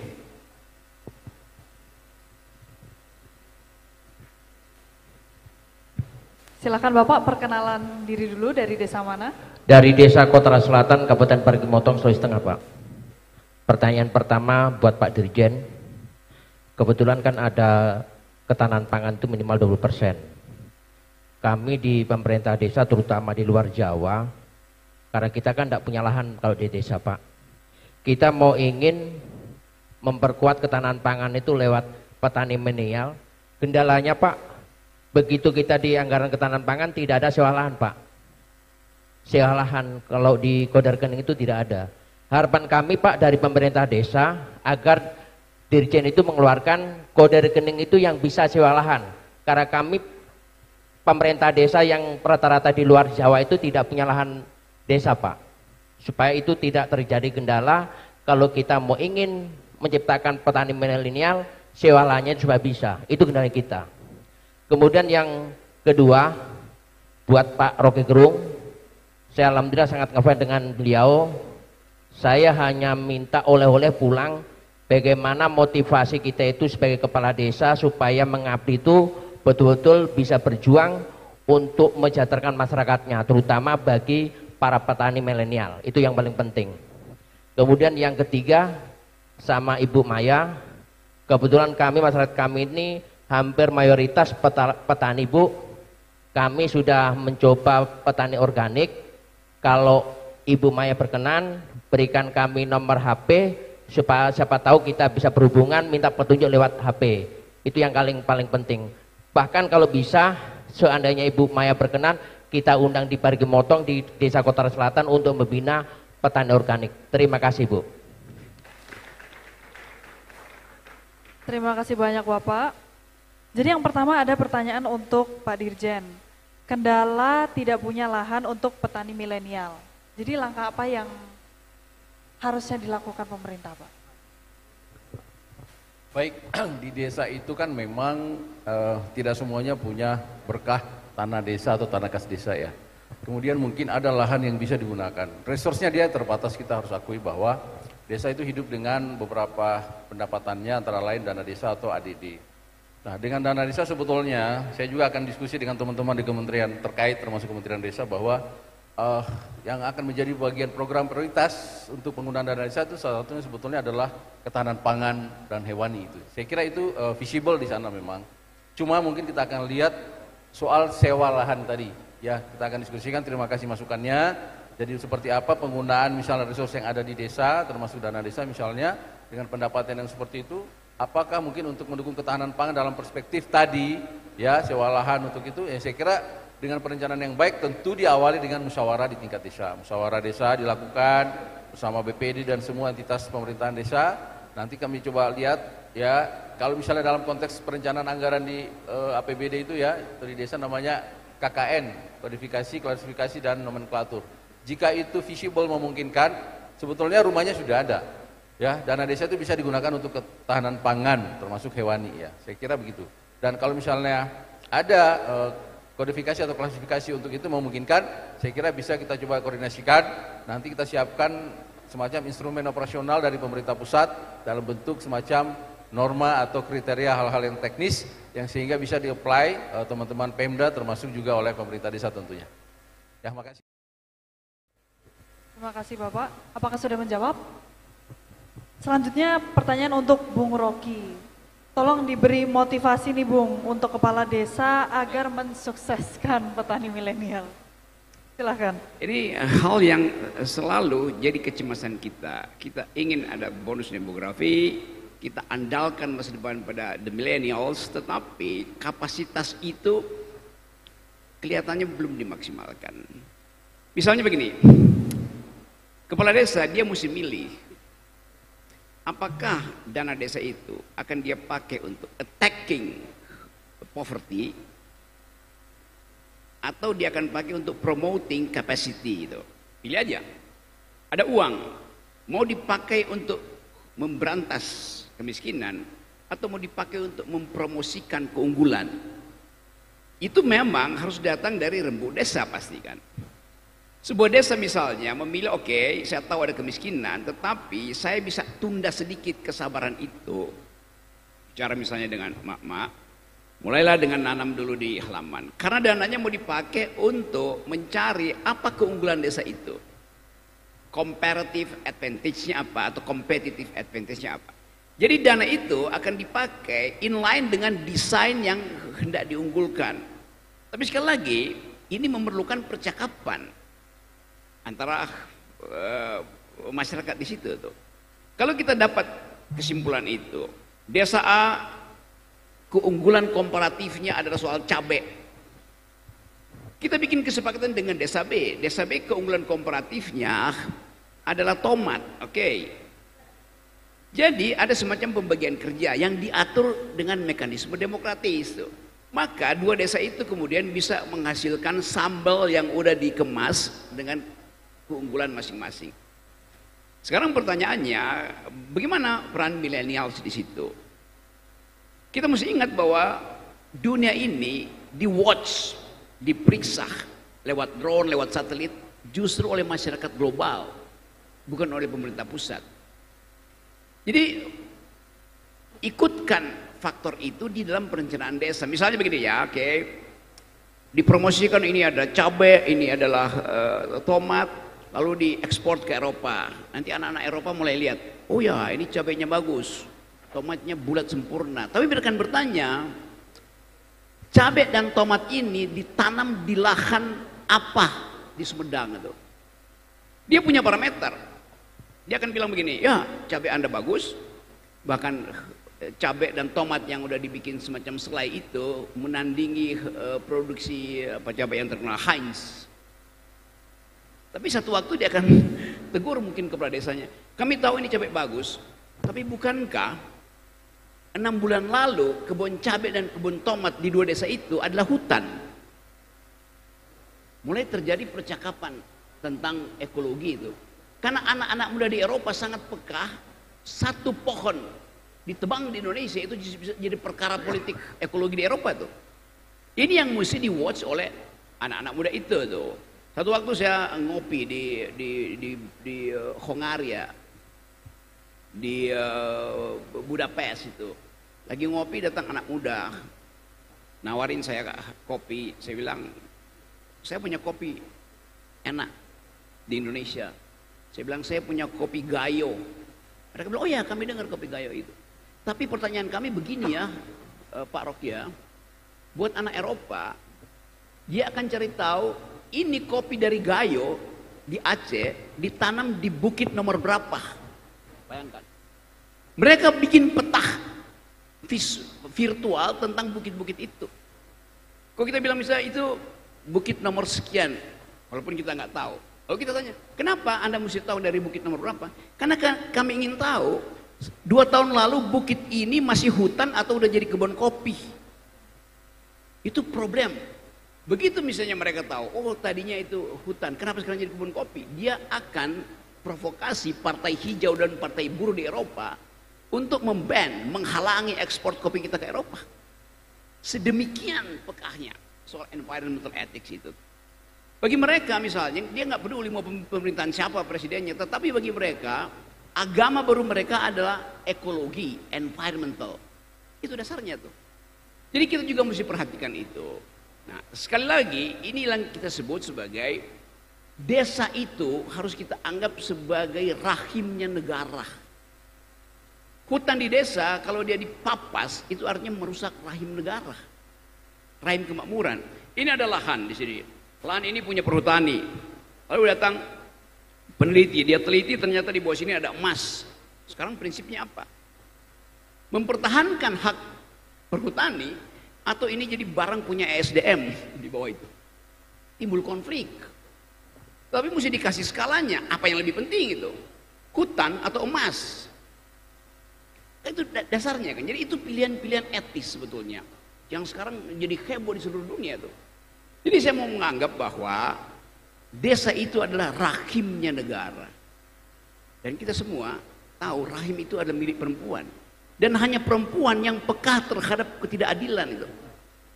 Karena dari rahim perempuan sejak dia mengandung bayinya, si ibu udah membagi nutrisi dengan bayinya. Jadi ibu, mama itu adalah guru besar ilmu keadilan pertama di dunia. Melalui rahimnya itu. Begitu kita keluar dari rahim perempuan, kita masuk ke rahim laki-laki. Apa itu? DPR. Apa itu? Munas partai. Yang tidak peka pada keadilan. Jadi bayangkan desa yang merawat kehidupan bayi masa depan, begitu bayinya lahir, dia diternakkan di partai politik yang tidak punya perspektif tentang ekologi, tidak punya perspektif tentang justice. Jadi ini hal yang saya kira penting untuk kita bicarakan, dan karena itu saya anggap bahwa desa itu adalah sumber kasih sayang yang sempurna itu. Dua remaja saling jatuh cinta di desa, di pematang sawah karena mengejar kunang-kunang yang sama. Di kota, dua remaja jatuh cinta karena berebut handphone terbaru untuk selfie-selfie itu. Lain. Bahasa batinnya lain tuh. Jadi saya selalu kembali ke desa karena saya tahu di situ ada kejujuran. Saya ingin Sumedang mempromosikan lebih dahulu bahwa kejujuran di Sumedang itulah kejujuran karena kita ngerti, paham bahwa Sumedang adalah desa, desa adalah rahimnya negara.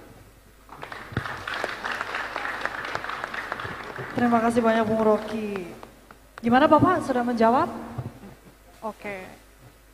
Pertanyaan ketiga ada diberikan untuk Kak Maya ya. Boleh diberi sedikit edukasi dong Kak, bagaimana cara untuk mencapai petani milenial yang berlanjut? Dan masalah tadi nomor handphone bisa dibicarakan setelah simposium ya Bapak. Silakan Kak Maya. Ya, bagaimana ini setelah petani milenial dicetak gitu ya, terus mau diapain gitu. Kita tidak bisa kemudian meminta mereka menjadi petani, begitu jadi petani kemudian ya sudah, pokoknya kita merasa aman aja, sudah ada regenerasi petani. Sementara sebenarnya petani-petani muda, anak-anak muda yang kita minta bertani ini, sebenarnya dia juga sedang mempertaruhkan apa yang terjadi di masa depan untuk hidupnya begitu. Nah, bagaimana membuat itu sustain? Jangan pernah tinggalkan. Ketika nanti di desa begitu ada sebuah keluarga, kemudian lahirlah seorang sarjana, dan sarjana ini ingin menjadi petani, maka tolong disupport. Tidak hanya untuk keluarga ini saja, tetapi satu desa. Banggalah bahwa di desa itu lahirlah seorang petani baru, lahirlah seorang generasi petani yang baru. Dengan demikian kita bisa mengamankan stok ketahanan pangan kita sampai anak cucu kita nanti. Jadi bagaimana tadi mengamankan atau jangan tinggalkan mereka, tetap support mereka, sadari bahwa dengan menjadi petani tadi ya tantangannya udah di alam itu sesuatu yang sudah menjadi PR besar. Nah itu jangan ditinggalkan, tetap support dan beri dia dukungan. Jangan biarkan dia merasa bahwa stigma yang ada itu mengikat atau kemudian menggerogoti masa depannya dia. Stigma bahwa petani itu miskin, stigma bahwa petani itu terbelakang. Kenapa demikian? Kita lihat ya, iklan petani itu di TV atau di sosial media, ini iklan kalau berbicara tentang petani. Iklan Indonesia itu iklan yang masih setuju pada stigma yang ada. Sorry to say, bagaimana tampilan petani yang ditampilkan dalam iklan itu? Apakah kemudian anak-anak muda gitu ya, kita bawa iklan itu, contoh nih ke SMA, kita tunjukin, kamu jadi petani ya, biar nanti kamu jadi kayak bapak ini. Kita tunjukkan iklannya. Apakah kemudian dia tertarik? Enggak. Ya jelas. Itu seperti kita ya setuju pada stigma tadi. Coba kita lihat iklan Thailand tentang pertanian. Wah, iklan Thailand itu jangan diragukan ya. Itu sudah nomor 1. Bagaimana dia bercerita tentang pokcoy ya, atau sawi daging organik, itu luar biasa sekali dalam iklannya gitu. Enggak akan ada orang yang nonton kemudian enggak selesai itu, enggak mungkin. Kalau iklan Thailand seperti itu. Mereka menampilkan sosok petani yang baik, kemudian humoris. Itu iklan Thailand. Bagaimana dengan iklan petani di luar negeri? Di Eropa atau Amerika? Kita mengenal sosok cowboy. Keren kan? Iklan-iklan mereka menampilkan sosok petani itu dengan naikin bernunggang kuda gitu, kemudian dengan kostum cowboynya, dengan celana jeans, kemudian hem kotak-kotaknya gitu. Sosok-sosok yang wih kerennya kalau jadi petani atau jadi peternak gitu. Nah ini yang harus kita rubah sama-sama. Ketahanan pangan yang dimulai dari desa harus disadari bahwa itu adalah bentuk kepedulian. Jadi bentuk support kita. Bahwa kita butuh ya kita harus peduli. Itu saya rasa. Baik, terima kasih Kak Maya. Gimana Bapak, sudah menjawab? Oke. Beralih ke yang ingin bertanya selanjutnya. Oke, Bapak yang di belakang. Yang di belakang? Ya. Ya, yang tunjuk tangan. Ya, yang belakang ya. Yang pakai topi.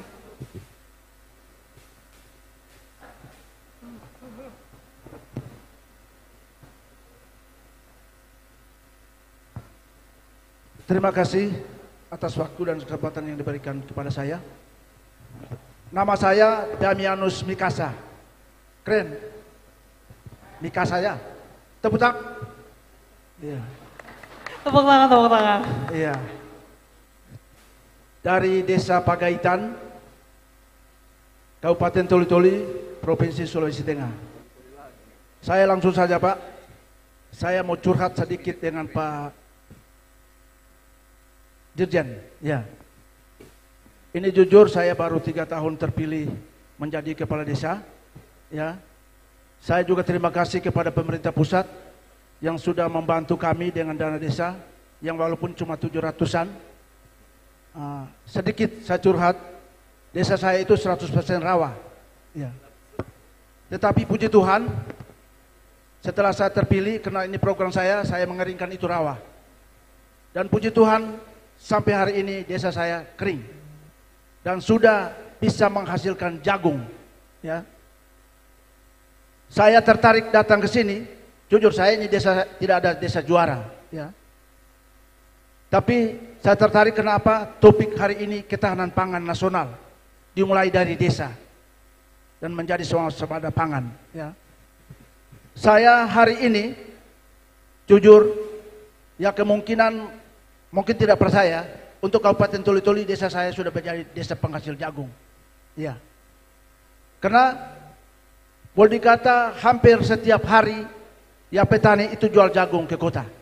Ya. Cuma kendala di sini ada 2 hal. Ya. Yang pertama jalan. Jalan yang mau masuk ke kantong produksi itu, yang penghasil jagung itu, tahu sendiri kalau namanya tanah rawa. Kalau datang hujan, biar motor susah. Jalan pasti tenggelam. Ya. Yang berikut, yang kedua, seperti Ibu Maria tadi ya, yang membuat petani malas, itu ketika saat panen, harga jatuh. Jadi lewat kesempatan ini, saya minta kepada pemerintah pusat, tolong perhatikan 2 hal ini, kepada kami desa-desa yang belum punya jalan, dan kepastian harga. Jujur kemarin, sampai masyarakat saya hampir loyo mau tanam jagung. Kenapa? Harga 3.000 Pak. Nah, saya sangat sepakat dan saya sangat setuju dengan Menteri Pertanian yang larang itu impor. Saya sepakat, supaya kami petani senang. Jujur Pak, saya kalau jagung itu bisa dapat 5.000, senang saya. Karena saya ini petani. Ya. Kalau beras itu bisa dapat 10.000 ke atas, senang juga kita. Barangkali itu, terima kasih. Terima kasih, boleh tepuk tangannya untuk Desa Padaikan dari Sulawesi Tengah. Oke, bisa dijawab Bapak Dirjen? Dipersilahkan. Ini dari Toli-Toli semua ya. Makasih Mbak Modi. Harusnya Pak Noval ini yang jawab nih, salah satu direktur kami dari Toli-Toli. Baik, singkatnya kalau saya tangkap tadi adalah bagaimana untuk mendukung infrastruktur di pedesaan, termasuk jalan desa. Nah gini, Kadis PMD-nya ada Kadis PMD Sulawesi Tengah atau Toli-Toli? Oke, nanti. Baik, kami catat ya, saya minta tolong Pak Sesdijen, Pak Murtono, Pak Noval dengan Bu Lucia, direktur kami, Pak Bahri ini, perencanaan keuangan desa ini pakarnya. Satu hal yang memang selama ini tidak terlaksana atau tidak terjadi di setiap pemerintah daerah adalah kadang-kadang masing-masing sektor, Bung Rocky, itu jalan sendiri-sendiri. Maksud saya begini, OPD, lembaga teknis daerah atau badan daerah, ya kan, yang melaksanakan urusan konkurennya di daerah kabupaten kotanya, itu dia one man show. Dia tidak berkolaborasi, dia tidak bersinergi bahwa pekerjaannya dia itu adalah pekerjaannya kepala daerah. Dia merasa itu adalah pekerjaannya kepala dinas. Padahal itu dipimpin dia pembantu kepala daerah. Apapun dinasnya, apapun lembaga teknisnya maksud saya. Oke? Itu hilirnya, spotnya, objeknya itu adalah di desa atau kelurahan. Oke? Berikutnya adalah ketika dia melakukan program kegiatan sesuai dengan apa yang menjadi programmingnya, apa RPJMD, RKPD, setiap periodik di daerah itu, ketika dia turun ke desa, dia tidak mengajak salah satu dinas sebagai ketua kelasnya desa. Dinas PMD tidak diajak bicara. Sehingga dia bawa, saya dinas pertanian, dia urus pertanian aja. Saya dinas perhubungan, saya urus perhubungan aja, moda transportasi dan seterusnya. PUPR, saya demikian. Padahal ini harus dimoderatori, harus disinergikan, harus dikolaborasi. Kenapa? Yang paling tahu peta desa itu adalah teman-teman di dinas PMD. Bro, Anda dinas perhubungan, tar dulu, bangun di situ sudah berlapis-lapis, hot mic bahkan. Tapi kita butuh sekian jalan desa. Oke lah dia nggak usah hitam, minimal masih kuning dulu tapi sudah berkerikil. Itu dibuka. Kenapa? Itu akses untuk pertanian, akses untuk pangan dan seterusnya. Kenapa jadi mahal? Dia penghasil pangan, dia penghasil beras, dia penghasil jagung, dia penghasil buah-buahan. Tapi kok di kabupaten itu mahal? Karena itu tadi, orang akan mengambil hasilnya dari daerah lain, itu transportasinya mahal. Nah ini tidak dimoderatori sehingga dibutuhkan kerjasama lintas OPD. Harus dimoderatori bahwa tolong ini diprioritaskan. Jalan dulu yang di sini dulu diprioritaskan. Jangan dulu hot mic di sana. Masih ini yang lebih priority. Begitu juga sampaikan kepada dinas PUPR atau Cipta Karya. Sampaikan bahwa ini butuh pengairan supaya nanti tadi tidak kering itu. Kalau tidak seumur nanti sampai kiamat di kampung kami ini tidak akan ada sawah kecuali sawah tak ada hujan yang mungkin itu secara periodik juga. Nah ini menjadi tantangan bagi kami. Kami sudah sampaikan ke internal kami. Kami sendiri di Kemendagri Bina Pemdes itu, saya sudah mengajak teman-teman saya para direktur bahwa Anda akan membangun desa, Anda akan menata desa serepublik ini, harus kita ajak teman-teman baik internal maupun eksternal. Maksud saya, kalau kami menata desa harus kami undang teman-teman yang mengampu kepala daerah, supaya kepala daerah itu juga bagaimana menata desanya. Jangan kami cuma karena habitnya dengan ekosistem pemerintah desa, yang kita undang kepala desa directly. Teman-teman kami di OTDA misalnya, begitu juga di Bangda ketika menyusun RPJMD, RKPD yang akan inline, bridging antara RPJMD dengan RPJMD misalnya, dengan RPJMN misalnya. Nah kami akan undang juga Bangda, lintas komponen. Begitu juga dengan kementerian lembaga, kami sampaikan kepada teman-teman saya. Kita sering diundang ke Menko, kementerian terkait. Nah suatu momen kita undang mereka juga. Ada apa dengan desa? Atau apakah Anda melek desa hari ini? Sejauh-jauhnya kita membangun republik ini, kalau tidak sampai ke desa, itu tidak sampai di hilir. Hanya akan sampai di pada sasaran by program kegiatan, mungkin by DIPA, mohon maaf. Tapi kalau misalnya kita akan mendapatkan outcome yang dicita-citakan oleh Bapak Presiden, ya, dan Bapak Wakil Presiden dengan semua rencana pembangunan yang sudah didesain sedemikian rupa baik secara periodik, tahunan, menengah, bahkan jangka panjang, harus kita lakukan kolaborasi seperti itu. Harus kita sampaikan bahwa Anda tidak bisa one man show menyelenggarakan urusan pemerintahan di daerah. Begitu juga sampai dengan tingkat desa. Kami akan coba, mohon doanya, ini akan menjadi prototipe baru kami bagaimana membangun desa ke depan. Saya jujur pribadi sebagai orang desa juga terharu. Sehingga memang ketika diamini oleh Pak Menteri mengendorse untuk berkenan ditetapkannya Hari Desa sebagai dengan ketetapan Presiden. Nah, menurut hemat kami kita akan mulai melek desa. Tiap hari desa, kita agungkan desa itu. Jangan desa itu kita abaikan. Jangan lagi menjadi desa yang saya bilang tadi pagi itu tidak dirindukan gitu. Nah, sehingga termasuk di Toli-Toli tolong kami disampaikan data yang presisi, betul-betul yang reasonable. Kenapa? Sudah berapa lama lahan di sana itu yang tidak tersentuh pengairan misalnya. Dinas PUPR-nya apa seperti apa? Dinas perhubungannya itu bagaimana sehingga tidak ada jalan desa. Toh kalau tidak ada jalan menurut PUPR ada jalan tani. Ya kan? Nah, ini butuh kolaborasi. Supaya tidak masing-masing one man show sesuai dengan tusinya masing-masing sehingga programnya kadang-kadang bisa melipur lara misalnya. Nah, ini saya kira butuh evaluasi kita dan saya yakin semuanya sudah melakukan dengan sangat maksimal di setiap level pemerintahan. Namun tolong ya, ini melalui sebuah pergumulan yang luar biasa, ini sebuah ikhtiar. Mudah-mudahan kalau kita menata desa, karena apa? Warganya itu tinggalnya di desa.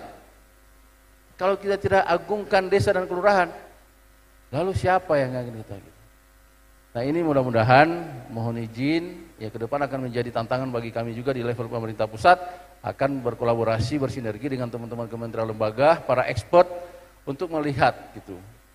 Pemerintah hanya memberikan guidance, patron sebagai regulator di sana. Tapi kita butuhkan riset, survei membuktikan data seperti ini, hasil yang presisi. Kita coba akan elaborasi, kita punya namanya ada evaluasi perkembangan desa kelurahan yang akan kita upgrade terus. Kita kolaborasi dengan BPS tentang PODES dan beberapa indeks-indeks yang berkaitan dengan irisan dalam rangka pembangunan desa ke depan. Terima kasih masukannya dari Toli-Toli. Ini akan menjadi pekerjaan rumah bagi kami dan insya Allah akan memantik kerja keras kami ke depan untuk membangun desa yang kita banggakan. Terima kasih. Baik, terima kasih. Boleh tepuk tangannya. Berarti memang perlu kolaborasi dari berbagai unsur ya Pak, bukan hanya pemerintah saja yang memberi regulasi, tapi masyarakat juga perlu implementasi begitu ya.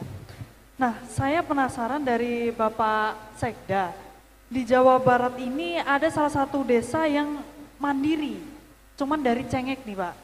Nah, Bapak boleh di-share pengalamannya bagaimana bisa sampai titik tersebut Pak, mencapai kesuksesan tersebut. Bapak Ibu sekalian, yang tadi ya, kuncinya kita harus hadir. Ya, hati kita harus hadir di desa ini.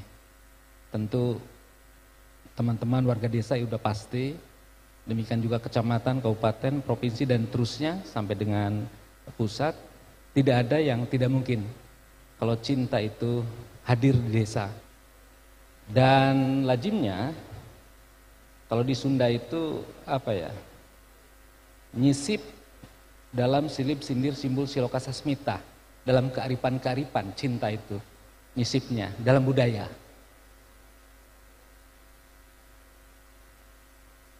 Menjadi desa mandiri cabai rawit misalnya, kan sulit kalau pendekatannya based on project. Tapi kalau berangkat dari budaya, dari kebutuhan, dari rasa cinta kita pada lingkungan, rasa cinta kita pada keluarga, rasa cinta kita kepada masa depan kita bisa mulai dari halaman rumah. Dan ini bukan hal yang mudah begitu untuk mengedukasi masyarakat mandiri pangan, yang salah satunya misalnya dari cabai rawit. Ya, hadirkan cinta, ya, hadirkan budaya. Ya, karena dengan cinta pasti pada akhirnya akan dilakukan yang pada akhirnya akan menjadi budaya dan akan melembaga. Kalau sudah seperti itu saya kira sense of belongingnya itu akan luar biasa, ada rasa memiliki, sehingga pemerintah tidak terlalu sulit begitu mengedukasi warga desa karena masing-masing ada motivasi untuk membangun kemandirian pangannya, dan tentu mulai dari keluarga, lebih jauhnya desa. Dan saya kira kecamatan, kabupaten, provinsi, lebih jauhnya Indonesia akan mandiri pangan. Nah selain cabai rawit tadi yang di Sumedang itu dikembangkan melalui program Terasejo. Ya, banyak desa di Sumedang yang sudah mandiri ya untuk cabai rawitnya dan tentu tanaman-tanaman produktif lainnya, sayuran-sayuran lainnya. Di Jawa Barat juga ada satu desa yang mandiri pangan paling tidak untuk padi. Namanya masyarakat adat Cipta Gelar di Sukabumi. Ketahanan pangannya itu bisa menembus 95 tahun. Itu luar biasa sekali. Ya, dan ternyata itu lebih hebat dari kita yang modern dan lagi-lagi bicara tentang budaya dan di dalamnya ada cinta. Ini kan keren. Jadi kita bisa belajar dari masyarakat adat Cipta Gelar, di mana setiap tahun pada saat mereka panen, ya rata-rata kan 2 sampai 3 kali panen, mereka menyisihkan 10% dan disimpan di leit, di lumbung. Ya, makanya di sana ada padi yang usianya itu puluhan ratusan tahun. Saya kira tidak usah jauh ya, berbicara ketahanan pangan, kemandirian pangan itu ada di sekeliling kita. Dan saya kira dari Sabang sampai Merauke itu sudah tersedia. Bagaimana kita menggalinya kembali, menggugahnya kembali, ya karena hari ini kita sudah terdisrupsi, terganggu, tereduksi dengan budaya modern yang ingin poktorolong kalau kata orang Sunda, ingin langsung cepat saji, ingin bypass. Nah, sementara kultur kita kan berproses.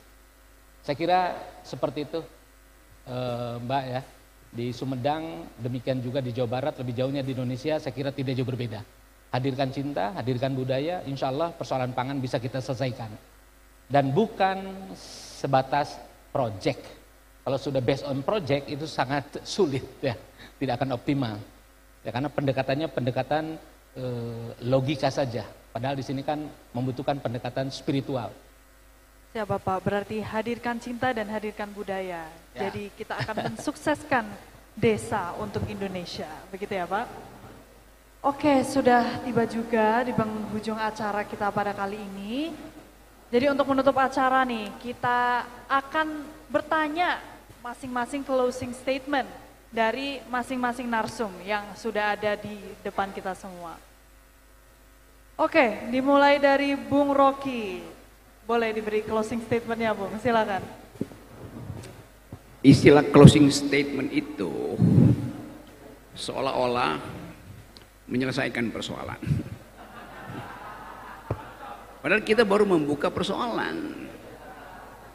Jadi yang diperlukan bukan closing statement, tapi closing ideas.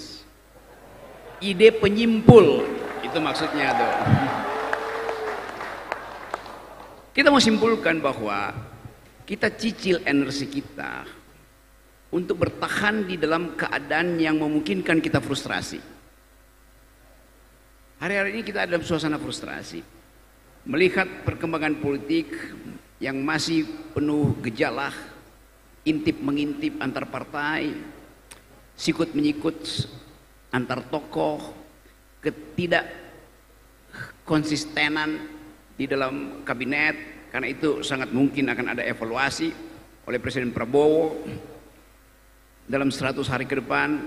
Tetapi yang harus jadi permanen adalah keinginan kita untuk merawat republik ini. Republik itu dimulai dari desa. Kepala desa itu lebih penting dari kepala negara. Kita ya tanpa kepala negara kita hidup, tapi tanpa kepala desa kita nggak tahu apa yang akan diucapkan oleh tetangga saya pada saya, karena kepala desanya mungkin lagi pakai baju rompi oranye di KPK.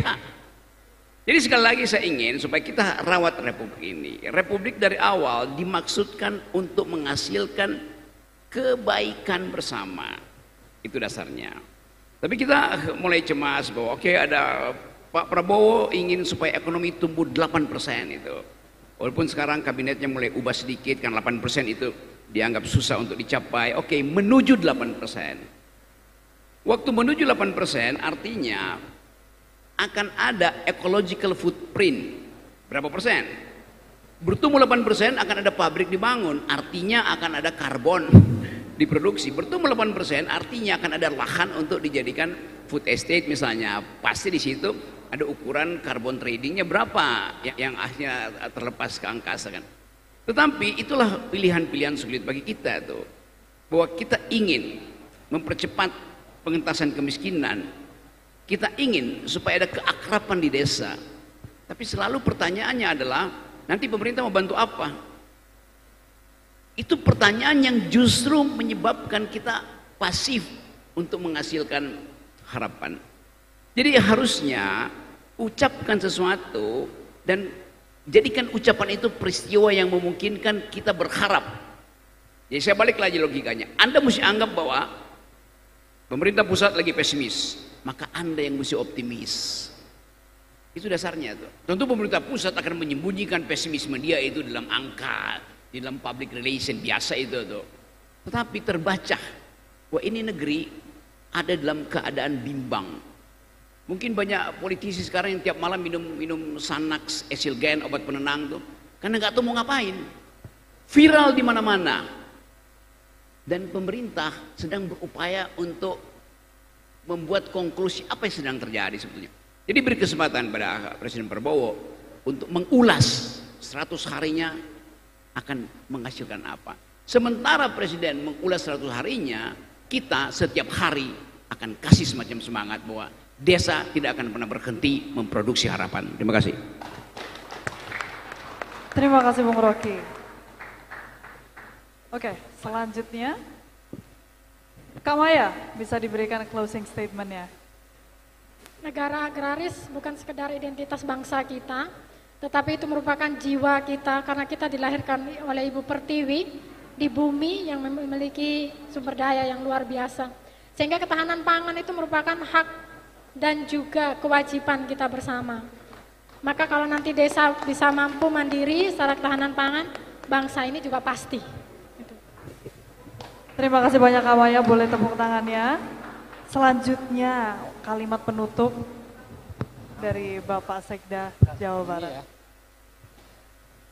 Oke, Bapak Ibu sekalian, saya ingin mengambil quote ya dari Bapak Presiden kita.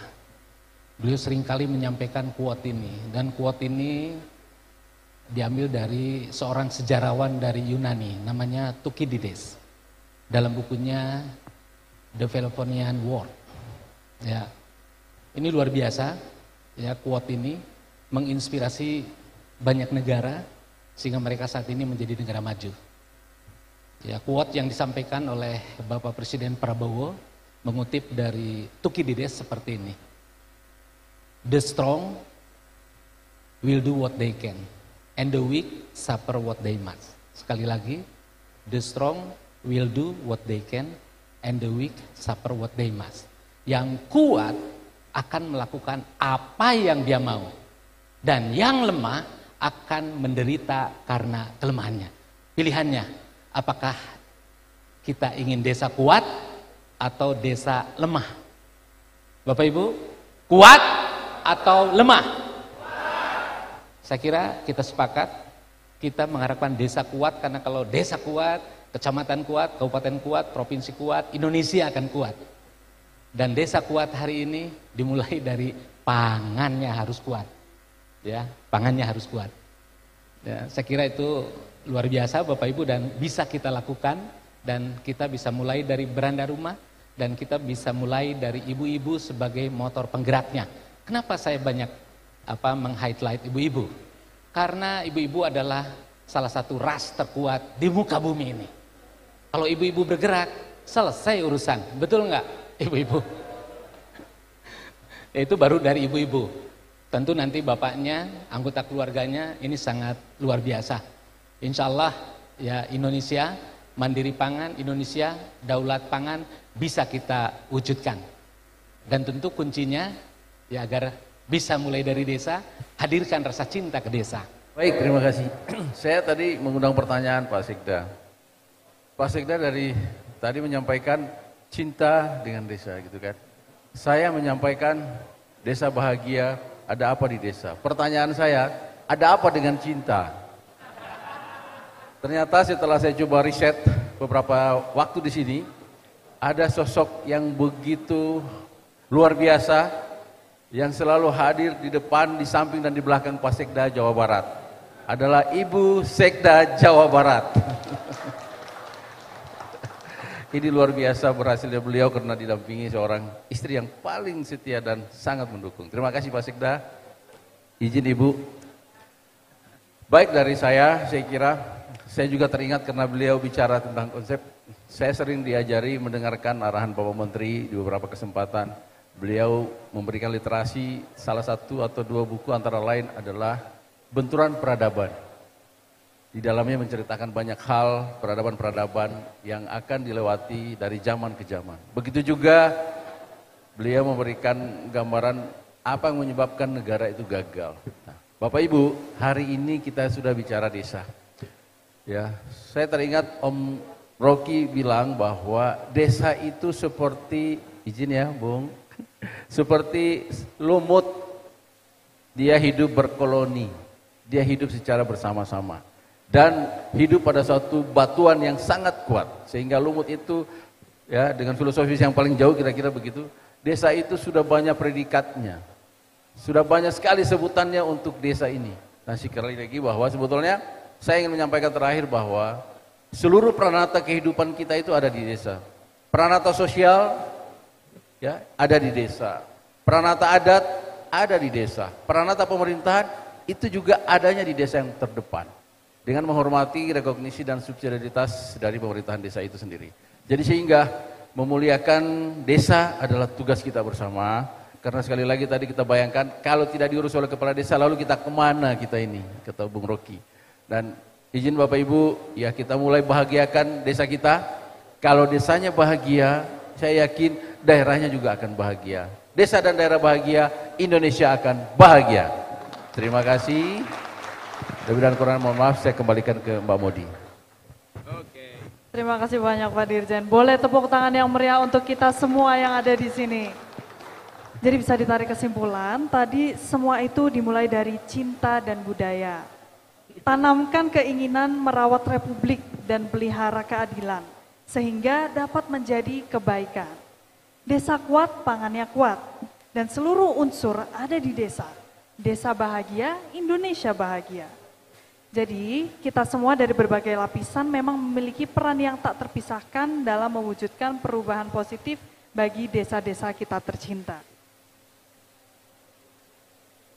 Sekian saja simposium kita kali ini dan diskusi kita kali ini, semoga dapat memberi kebermanfaatan untuk seluruh unsur yang ada di negara Republik Indonesia tercinta. Kalau kata Pak Dirjen, menyala desaku, menyala bangsaku. Saya selaku host pamit undur diri dan saya kembalikan ke MC sekaligus menutup acara Simposium Sabisa pada kali ini. Boleh tepuk tangan sekali lagi untuk kita semua. Baik, terima kasih banyak untuk host kita yang luar biasa pada siang hari ini. Boleh sekali lagi Bapak Ibu tepuk tangannya untuk acara Simposium kita hari ini. Bapak Ibu hadirin yang berbahagia, sebelum mengakhiri acara pada siang sore hari ini, berkenan Bapak Ibu narasumber untuk berfoto bersama dengan peserta. Kami mohon dengan hormat kepada Bapak Ibu narasumber untuk bisa turun. Dan kepada seluruh peserta kami persilakan untuk berdiri seluruhnya. Kepada juru foto dan media kami persilakan untuk bisa naik ke atas panggung.